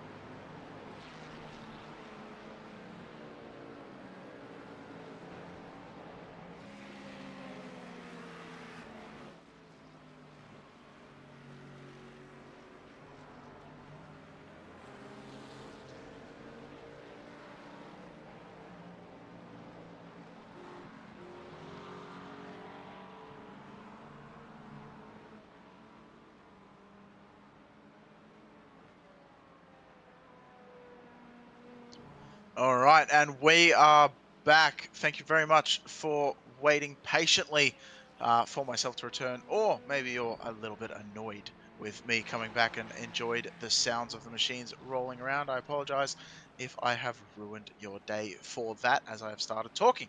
But we are back once again, feeling good, and Verdonk has come down pit road from the lead of the GTPs. Austin O'Neill has come down pit road from the lead of the LMP2s. as well. And this is definitely a final boarding call, effectively, for these drivers coming down pit lane as they make their way back out. So we're going to have a look at just where Batten is relative to Verdonk. He did have about a 7-second or so gap. He was behind Verdonk, but if he comes to pit later, and not only is he coming to pit later, which means that he'll have to fuel up less, you would think, but I'm thinking he's going to have to actually fill up more regardless, because he does have less fuel in his tank to begin with, because he actually pit earlier than Verdonk for the first pit stop. So this might be interesting. He does stay out another lap, so we'll see and keep looking at that one as we have a slight... Whoa, what happened there? I thought we had an issue in the booth, but I'm proven wrong, as it looks like Joseph Haman has had a little bit of an incident, lost the rear wing.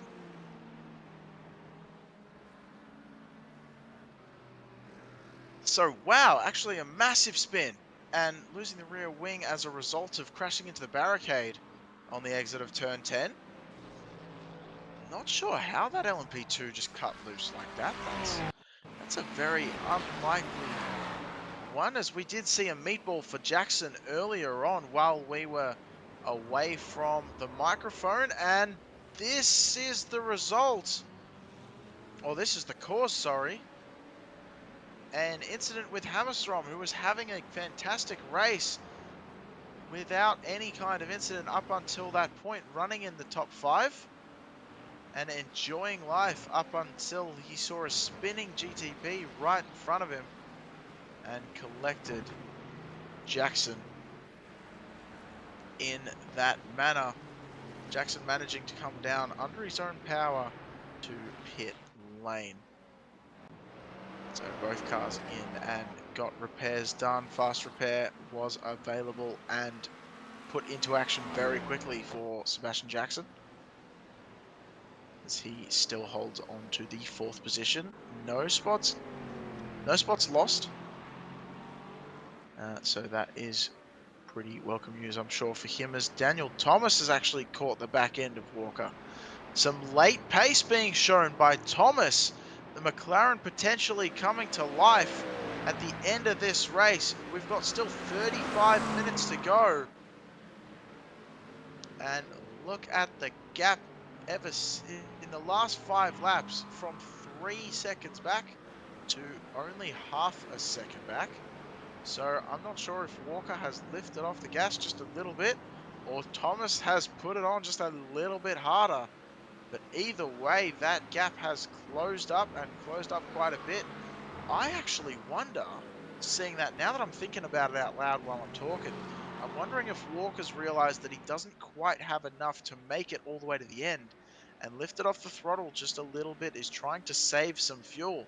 Thomas, meanwhile, not having the same kind of issues, because Thomas not only has the air being pushed in front of him, creating that vacuum, but also he will have more fuel as he stayed out a little bit longer, and we have the LMP2, what could be a lead change, and I believe it is so, as O'Neill has just come round the track, and Hallidufson,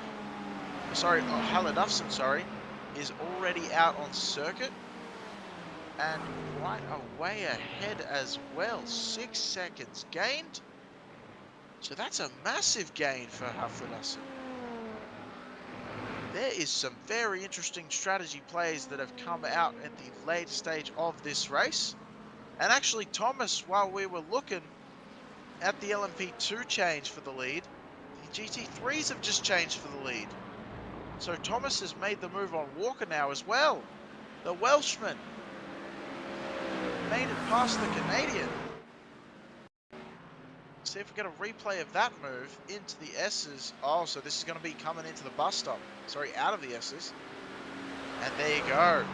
Actually just let the move go, did Walker. So I would say that is definitely an indicator of Walker doing the fuel strategy. He doesn't want to have to stop again. I wonder This is going to get very interesting for Thomas. Does he try and go all in on pace? Or does he just think, so if Walker's going for the fuel strategy, maybe I'll do the same thing. And he doesn't have to save quite as hard as Walker does, being that he pit a couple laps later. So there you go. So that is the difference in when the pit stops took place.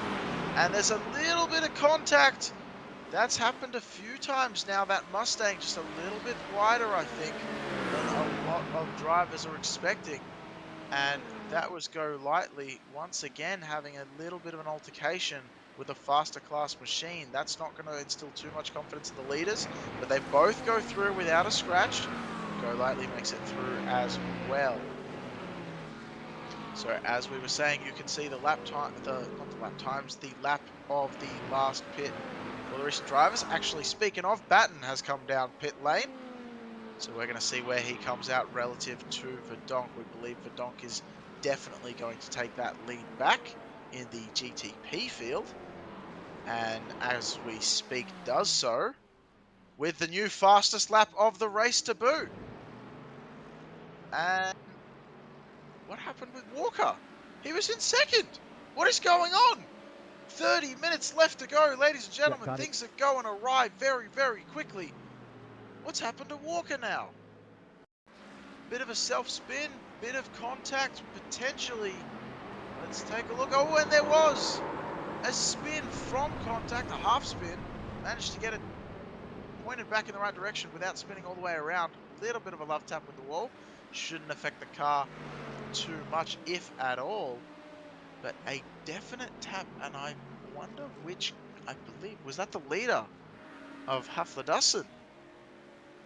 I think it may have been.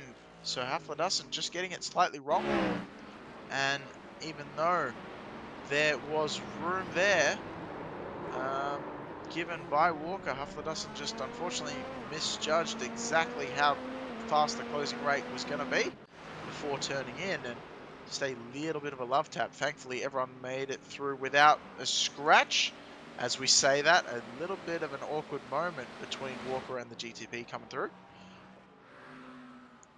And as we thought it may have, I believe we thought it may have been Jackson, but I think it was Gary Thomas, actually, that one going through. And perfect timing, though, as Jackson goes for a little bit of a spin. The commentator's curse. We got the camera panned onto him, and it looks like Jackson was a bit camera shy, and unfortunately just had a bit of a solo spin. And he's got the leader coming up behind him relatively quickly. So Verdonk is going to have a challenge now, because it's one thing coming up against slower cars as lap traffic. It's another thing when it's your own class of car. Remember, blue flags for the IMSA series, are a suggestion to let the car in front know, hey, there is a faster car behind. There is no obligation for the slower car in front to let the leader go like there is in other series like Formula 1. So this could be interesting. It makes it difficult when the cars are the same class. You typically go for a little bit of a gentleman's agreement on the fact that you will let the faster car by, since you are a lap down. However, it's very much open to interpretation and varies driver to driver.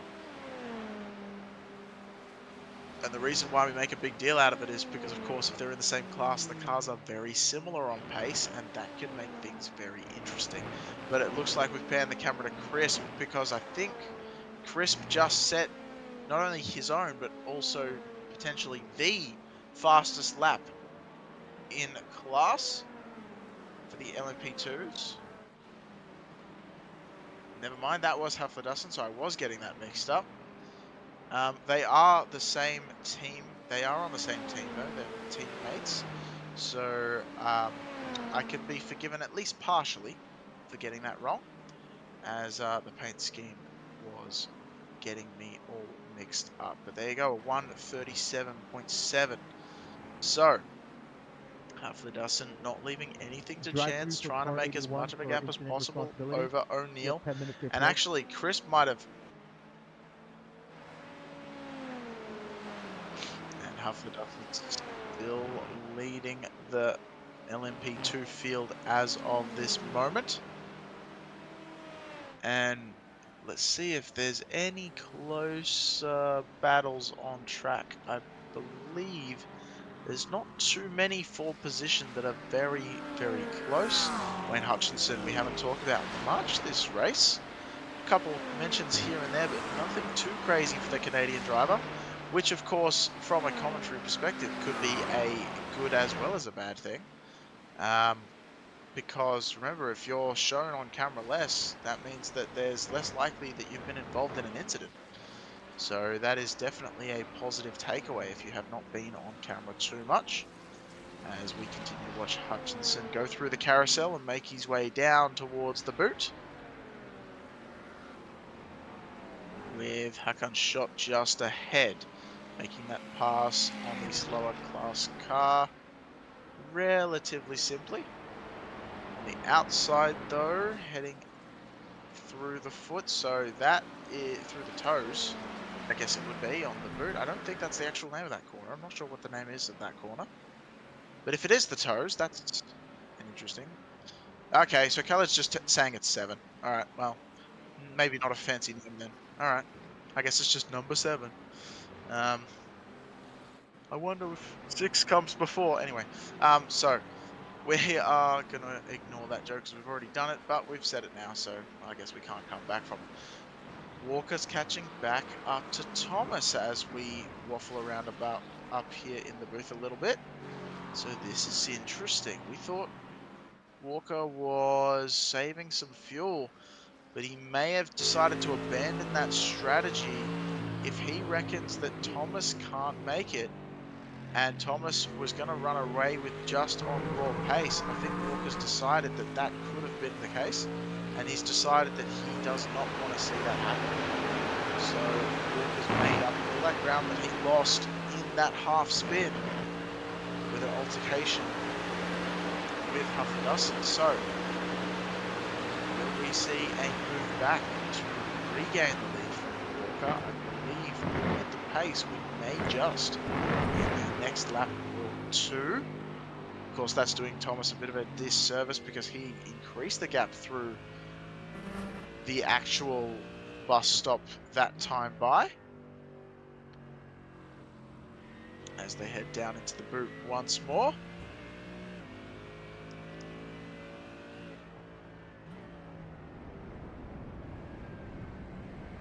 So we keep an eye on potentially close battles. This by far is the closest one on track. The next closest one looks like it's probably between O'Neill and Crisp for the second place in LMP2s. And Batten has been slowly closing on Verdonk, interestingly enough, in the GTP field. Down to 3 seconds now. It was opening up to about 7 at one point. So that's starting to come back. And Garen Batten has proven quite quick indeed, not only at Watkins Glen, but also in this Cadillac GTP, as he was beaten for the fastest lap of the race by Verdonk not too many laps ago, but did hold the fastest lap for quite a while in his own right. So there's definitely some pace behind that Cadillac as the V8 roars its way up through the S's. Going to have some GT3 traffic, but we're catching them in the most perfect place you can. As black flag for Haflidussen. What happened there? He was... Oh, I wonder. Correct me if I'm wrong, Khalid, but I've just had the thought. As he got that black flag from hitting the GT3 of Walker earlier on, is that a race control issued penalty? I believe that is the case. So that is going to hurt big time, and he's going to serve it straight away. And that is going to gift O'Neill the lead right back. And the teammate of Haflidas and Crisp in the background has been halted slightly as well by another GTP. That is the GTP of Tom Dreeling in turn one. Just checked up a little bit there, and we've had an incident somewhere on track. And unfortunately, it looks like it may have been Go Lightly again. That Mustang has been a bit of a handful for him so far this race. Ooh, little bit of... Okay, so little bit close together between himself and what I believe was Gunnison once again, which they have had already history between the two drivers in this race alone. And Go Lightly, I think, deciding to call it a day. So that is going to be him deciding to park it and leave it for the rest of this race. So the Mustang pulls behind the garage. As we keep an eye on this battle, so Thomas has kept Walker pretty honest, and Walker is not actually able to make any more inroads than he was able to earlier on, still sitting at that gap fluctuating between half a second and 0.8 of a second, and not getting any lower or any larger to Thomas in front. So I do wonder if we're back to the fuel saving strategy or not, as it looks like the LMP2 lead is heating up as well, because Crisp has got the run coming up through the S's. Lap traffic may have had a little bit involved in that one, as Crisp is closing the gap. You can see the interval coming down quite quickly. Probably, I think, about 0.2 gained on the S's just there. And going through the S is actually quite, or the bus stop quite nicely, as I lost the broadcast for a second. Blame the Australian net for that one, but we're back right now as the lead has been opened a little bit more by O'Neill in the carousel and subsequent corner. Crisp catching back up once again, and it getting extended almost immediately. Has a little bit of a bobble on the curb on the inside, coming halfway through the boot, and that is going to allow O'Neill to grab an extra 10th or two in that battle for the lead, and Crisp trying to see if he can do anything to get the win for Alcantech NHR, as the UK driver is trying his best to make his way up to the American in front. So we're going back to the GT3 battle, though, because this is getting very, very close indeed. Although Walker's not going to be too happy about that one, because there is a Ferrari parking itself in between the two leaders. And that is Hakan Schott, who has been having a pretty nice day as well. Sitting in the 6th position right now, up a spot. So nothing to gain, but nothing lost at all, which is the critical thing of this race, as Walker finally makes his way around that car, but that has opened that gap an extra half a second almost to Thomas, as he was down briefly to just over 0.2 at one point during that altercation. And yet again, O'Neill and Crisp were getting close. These two classes getting very close together. The top class, not so much. Verdonk keeping Batten behind at about a 3-second gap. It hasn't changed all that much since we last mentioned it. But the GT3s and the LMP2s definitely heating up. 17 minutes plus a lap potentially is left in this race.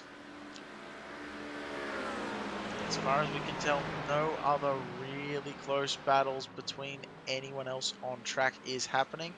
So the two for the class lead, funnily enough, are the two closest battles by a fair margin. And we may have just had the commentator's curse hit Walker a little bit there, as he misjudges the amount that he needed to turn the steering wheel to make his way through And what happened with Garen there is it looks like he's definitely losing pace as he's slowing down, and he's going to keep going, as I would recommend him to do so, considering he's in the second position and doing quite well.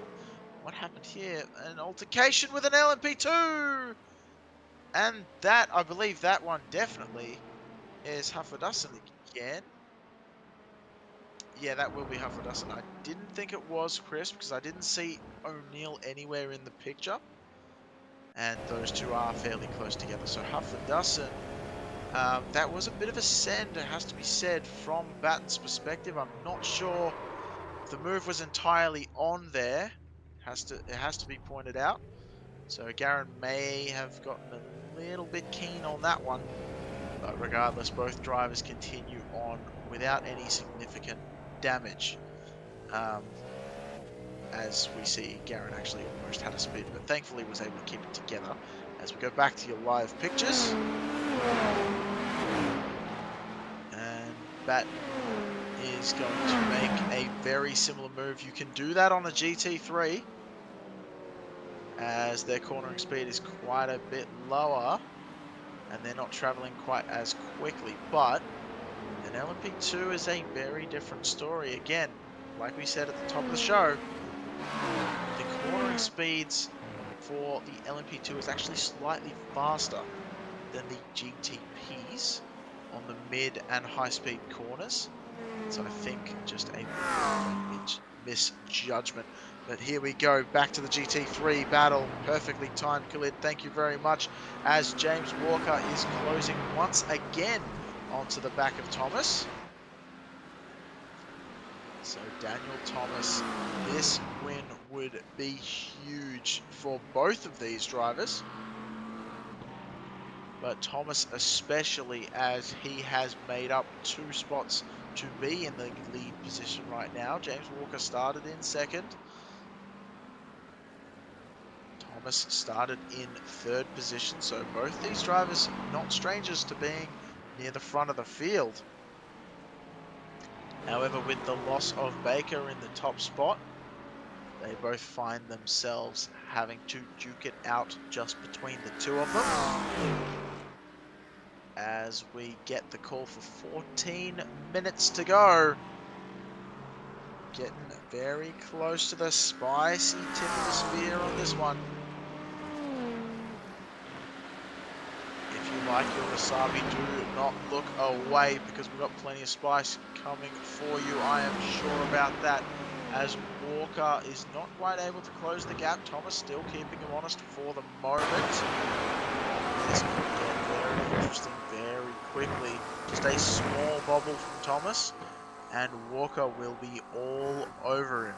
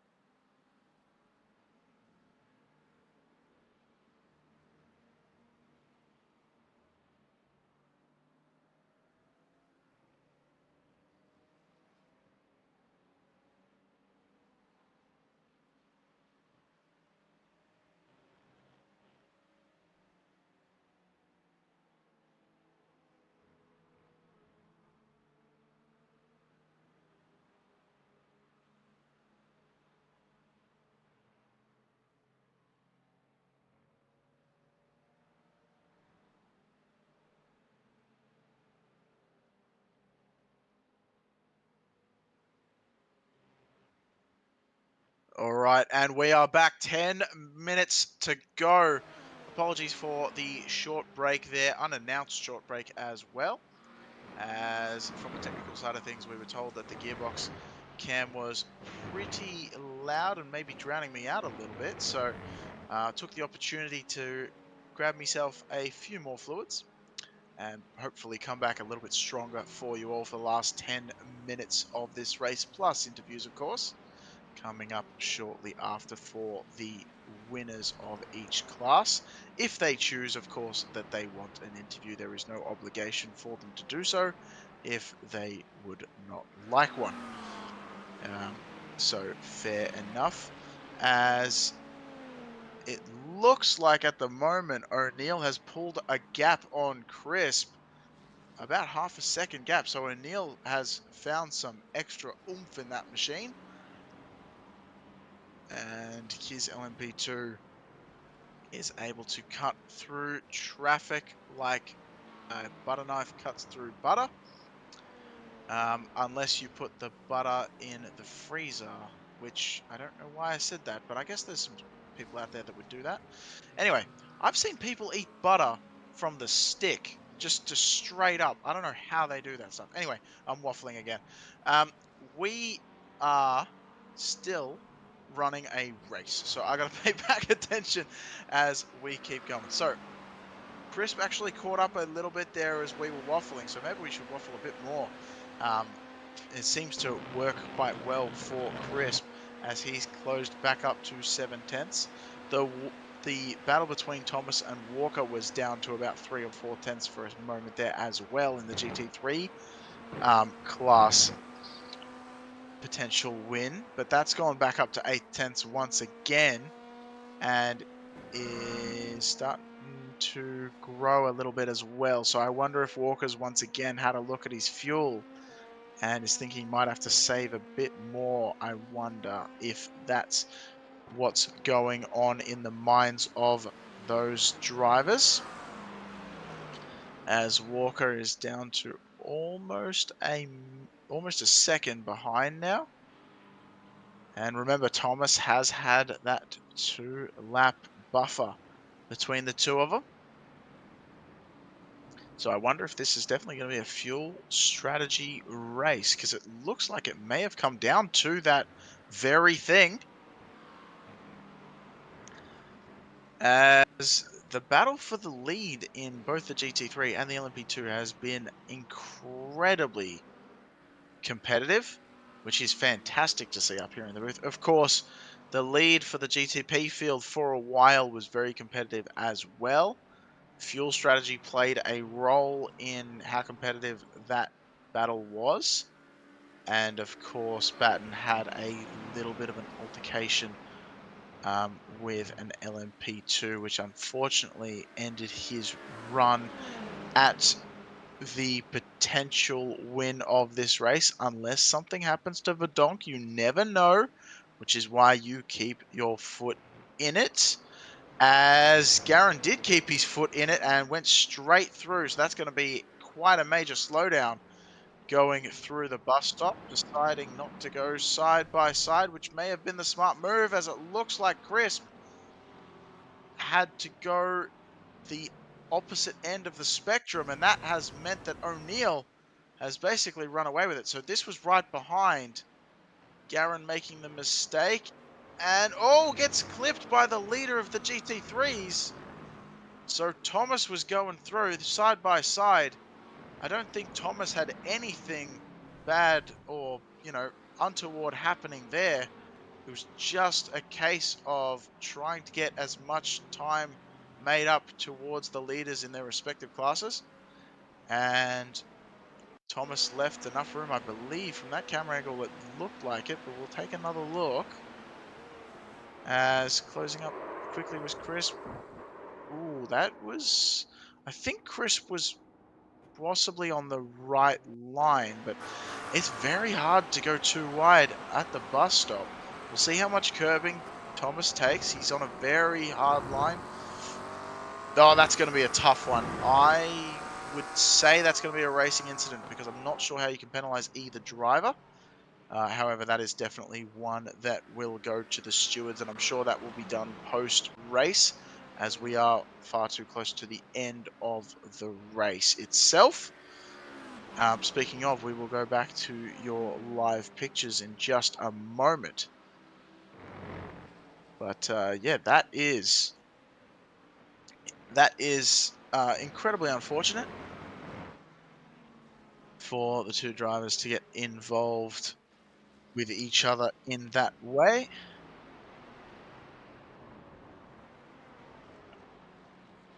How are we going? Uh, have we got some problems in the booth? We may have. That is incredibly unfortunate timing, as we have a couple of issues up here in the booth. Hopefully, we'll get them sorted out as soon as we can. And we'll see. We'll try our best up here in the booth, or I say we. Really, Khalid's doing all the heavy lifting. So we'll see if he can work his magic, which we know he's got magic hands, so he's definitely capable of doing so. Don't want to hype him up too much if he's not able to fix it, but I believe that Khalid will be able to sort out our issues. But we do know for certain that Verdonk is leading this race. So Verdonk's still in the lead as we try our best to reset our live timing tower. So I have no data anymore, just for a second. We'll see if it all comes back. It's looking pretty good so far. And I think we're only missing the track map so far, but that's okay. I would much rather have the timing sheet than the track map if we had to have one or the other, and looks like we do have the track map. And what's happened to Batten? Is he stopped, or is that the track map playing tricks on me? He has stopped. Garen Batten has stopped on the exit of pit lane. What kind of drama has unfolded? Unfortunately, we won't be able to show you because we don't have our timing tower and basically all of our stuff in the booth. As oh no, we can show you. Never mind, Khalid has worked his magic, but yeah, he's just pulled off and decided that that's the end of it. But he hasn't towed either, so that is a very interesting situation that has unfolded before all of our eyes, and I'm sure you at home are as perplexed as I am in the booth right now. I know Khalid is giving me a bit of a look like he doesn't know what is happening either in the booth next to me, but now we're showing Verdonk as a black flag as well.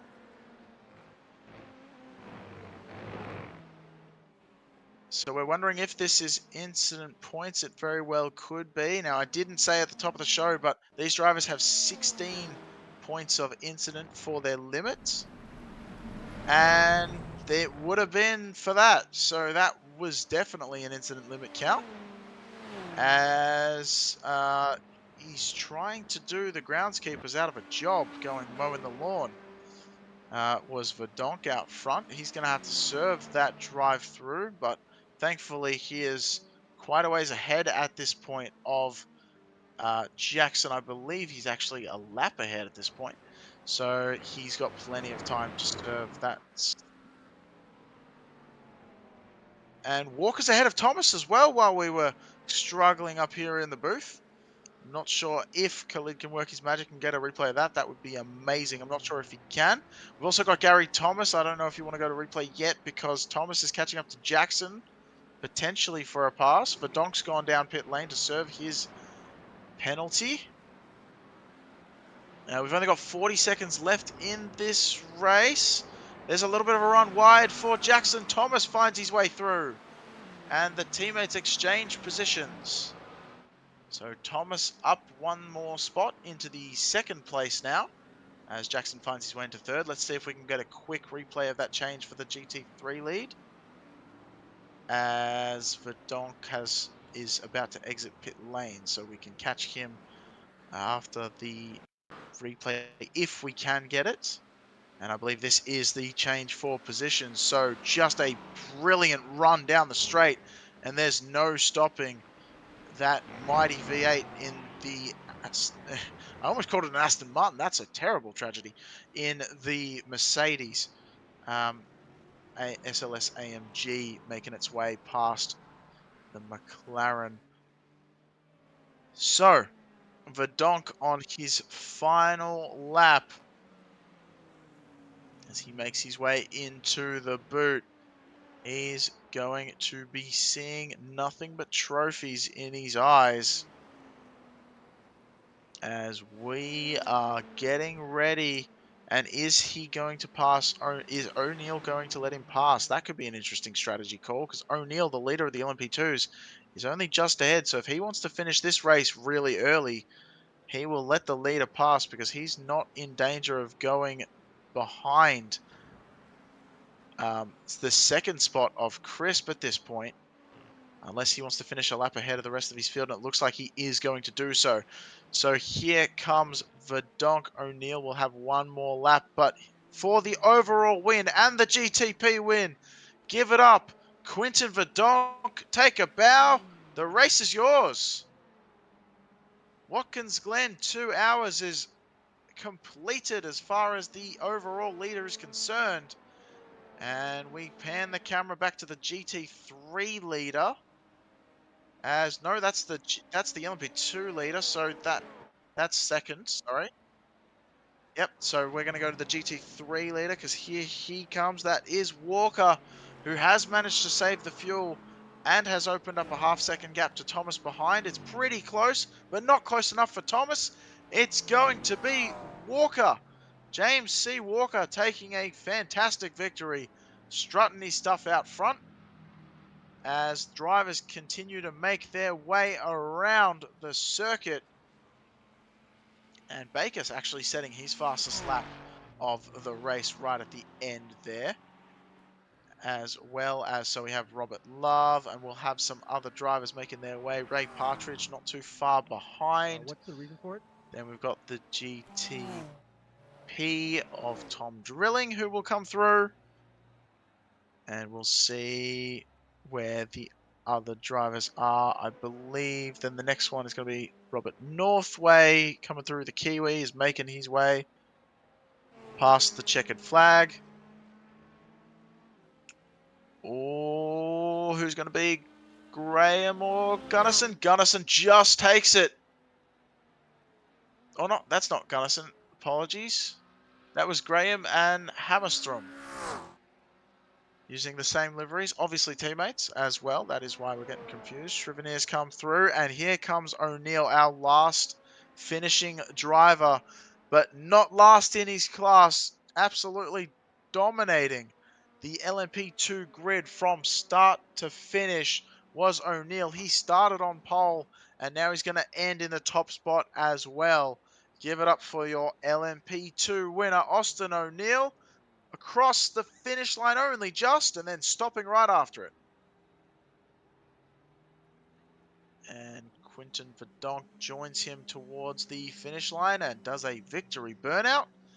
Gonna celebrate the 2 hours of the Glen, brought to you by the Major Series and our great partners, Sootspeed.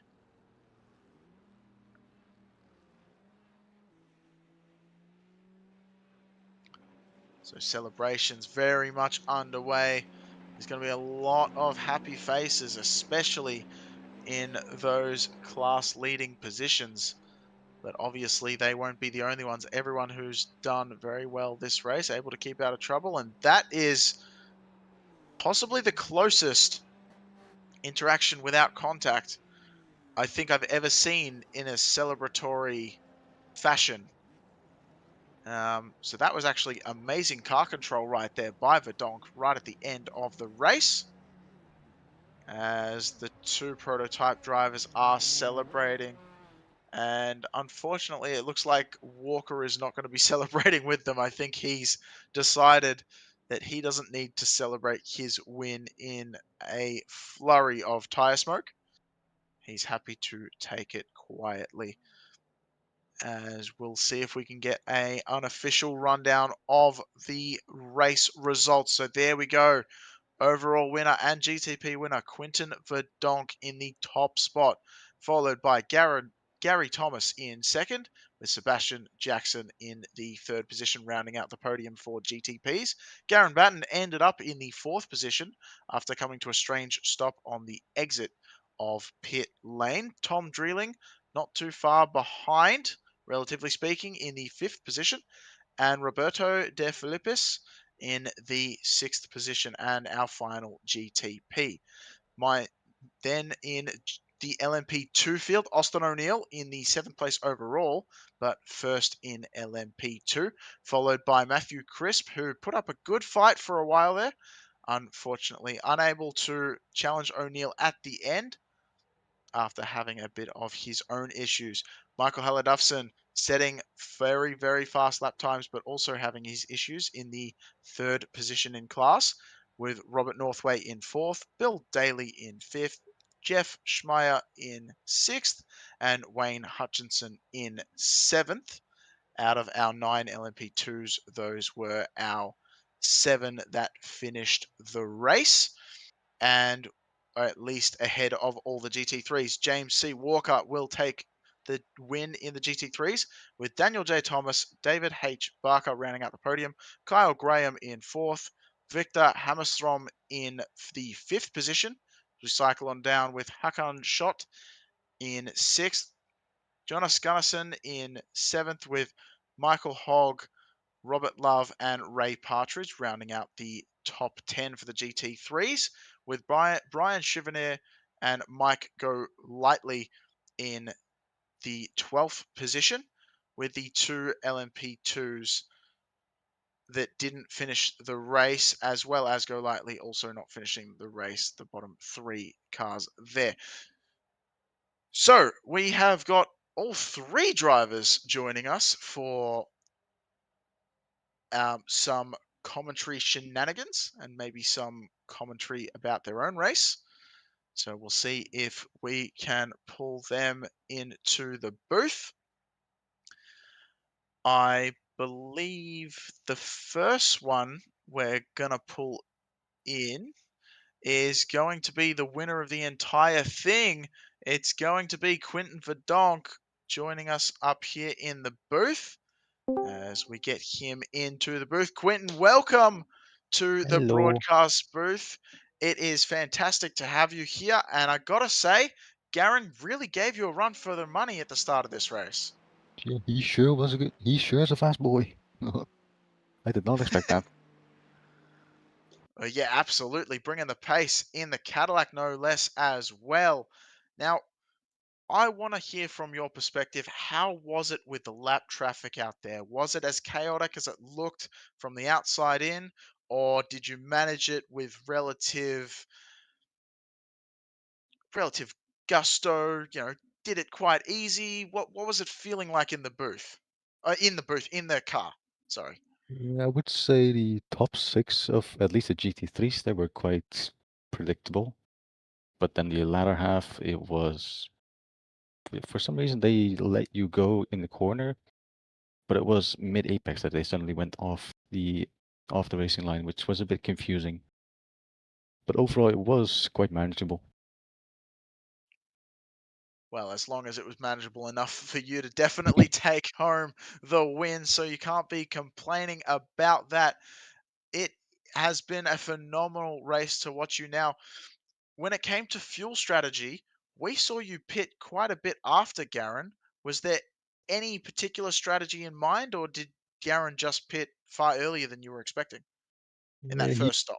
yeah, he was pitting a bit earlier compared from what I was expecting. But I was already thinking of splitting the fuel and having both fresh tires for both stints to make the latter half a bit more manageable. All right. Well, I mean, it's certainly paid off dividends for you. So thank you very much for joining us up here in the booth. Before we let you go, friends, family, sponsors, anyone you'd like to shout out for this win here today? Well, I do have a teammate that we have worked on the setup a bit, which we also used during the MEC 12, the 4 hour at Watkins Glen. And that was William Foyle. He's quite a good, he's quite helpful with setup building. And we're both still learning. It was definitely quite helpful to have that good of a setup. All right, well, the setup definitely worked, like I said before. So thank you very much for joining us up here in the booth. It's been an absolute pleasure to watch you race, and I'm sure we'll see you up here again, maybe even in a shorter time than we expect. Yeah, it would be nice. Looking forward to it. All right, cheers, Quinton. See you later. Bye bye. All right, so that was Quinton Verdonk joining us from the Ferrari GTP, the overall winner of this race. Next up, we'll see if we can get Austin O'Neill, our LMP2 winner for this race. Austin O'Neill, you got a copy? Yes. Welcome to the booth. How are you feeling? That LMP2 looked like it was on rails, starting on pole, finishing the race in first. Looked like no one even challenged you too much. I mean, Duffson and Crisp got kind of close at one point, and then you just showed them the way. Yeah, the scorecard looks really nice on 1-to-1, but it was for the first hour. It was kind of cruise and easy and really no pressure. Just don't screw it up. And yeah, after that first pit stop, and the GT3s kind of got strung out, and they were just they weren't friendly today. Some days they're nice, some days they aren't, and I just could not get through traffic to save my life. And I think at one point I had a 5 second lead on Halfley, and halfway through a stint, running through traffic, he was down to a second, and it's just like nothing I could do, worked. Getting through traffic, but yeah, it at the last hour after the stop, I kind of figured my race was over because I took a longer stop than I really wanted to, but I just needed to be safe on fuel, and came out and ran into some unfortunate GT3 traffic entering T9, and lost just a ton of time. And I knew I was gonna lose my lead to Halfley. I just didn't know how much. And when I came out to 6 seconds, I was pretty upset with myself. Not just myself, but just circumstances in a way. So he kind of caught some bad luck too, so it kind of got both of us this round, and I'm just kind of glad it went my way this time. Yeah, well, did it go your way in the best of ways? That it did. It was a joy watching you be going through traffic, and even if you say it was a bit of a hard one, it didn't look so from the booth side of things. So at least it looked pretty good for all your fans out there. And speaking of fans, anyone would you like to shout out for fans, sponsors, family, whoever's watching for the win here in LMP2 here today? Yeah, I mean, this was a a long week. We had MEC last week, and I ran a GT3, so I came into this week driving all three cars, and it was a lot of team effort to kind of get me up to speed and everything else. So everybody back at Fusion, that helped put in time for this deal. We had a pretty good day as a team. I think in the GTP we had Gary on the back step of the podium or second, and Seabass was right there with him, and I think James and Daniel had a 1-2 and then GT3. So pretty good day for us across the board in all three classes. So I know it's going to be a pretty good points day with the sportsmen and pro teams, and we'll kind of add on to our points lead here. But yeah, everybody at Fusion for all the hard work and help. Do a shameless plug here. We have the Majors 24 coming up, and some pretty cool set speed gloves. So excited to see how that kind of goes, and if you're in the market for Le Mans coming up next week, and some cool gloves. So you can go check out Set Speed's website, and we're excited to have them on board this year. Yeah, so it's phenomenal sponsorship. But thank you very much for joining us up here in the booth, Austin O'Neill. Everyone, give it up, and we will see you, I'm sure, here in the booth if you keep that form up very soon.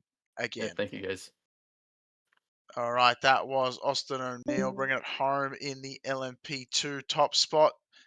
Last but not least, James Walker. Welcome to the booth. Oh, thank you for having me. I'm not here that often.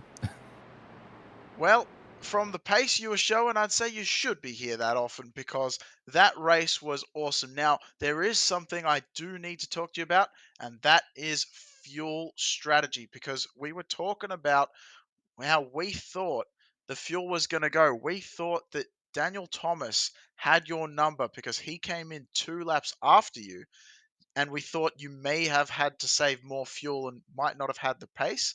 But then you just amped it up towards the end of that race. What was going through your mind, and did fuel actually play a factor, or was it a bit more of a traffic situation that you were struggling with? No, I just needed to save a lot of fuel off him. I didn't get into my number till probably a couple laps left in the race. It is a bit tough being in the GT3 because the fuel window is so tight. I wished I would Yeah, have saved in that like first stint.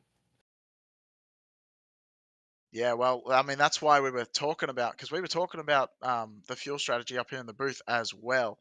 And like I said, Thomas was able to save those extra 2 laps. We thought that would play a huge factor, and it looked like it was very close, right down to the wire, and very scary moment with you in LMP2 traffic as well towards the end. But you still managed to make up the deficit. I mean, that must have been a terrifying moment, but then also added a bit more drama to the booth up here and extra excitement for your fans at home as well. Me and Daniel were just kind of coasting at the end, and then we kind of got gobbled up by that gaggle of prototypes. Yeah, fair enough. Now, I do want to ask you one more question, really, and it's about prep. Did you do a whole lot of prep for this race? And if so, what was the prep like? If you could I mean, sum it up. I did, like the normal prescribed amount of laps. Uh, I've done enough, laps at Road America. That's next. Watkins Glen. That it's pretty easy to get back in the groove of it. I had to watch a couple, lap guides to make sure I'm extracting all the time. I feel like maybe I've lost my edge. I haven't been in GT3 for a while, so I had to get back up to speed. Well, it certainly worked wonders today as you did pull off the win. So before we go, because we will let you go in a second, but before that happens, friends, family, sponsors, whoever's watching, um, shout outs. It's the floor is yours. You decide what you'd like to do, what you'd like to say to the people listening in. I like to thank Dan for giving me a big tow at the end there. I needed it all. I needed all the draft to save the fuel. The Houston guys for always having me. I don't race as much as I usually do. So it's nice to jump in and have someone keep me company during the race. You guys for doing the broadcast, the major series for putting these on. These are always fun to do. Oh, well, it's an absolute pleasure when I get to watch masterclass like yourself and everyone else on the grid put on such a fantastic show. So we thank you as well. So we will let you go, James. Thank you so much for joining us up here in the booth, and I'm sure we'll see you again in the future. Oh yeah, I'll be back at Road America. All right, we look forward to it. Take care.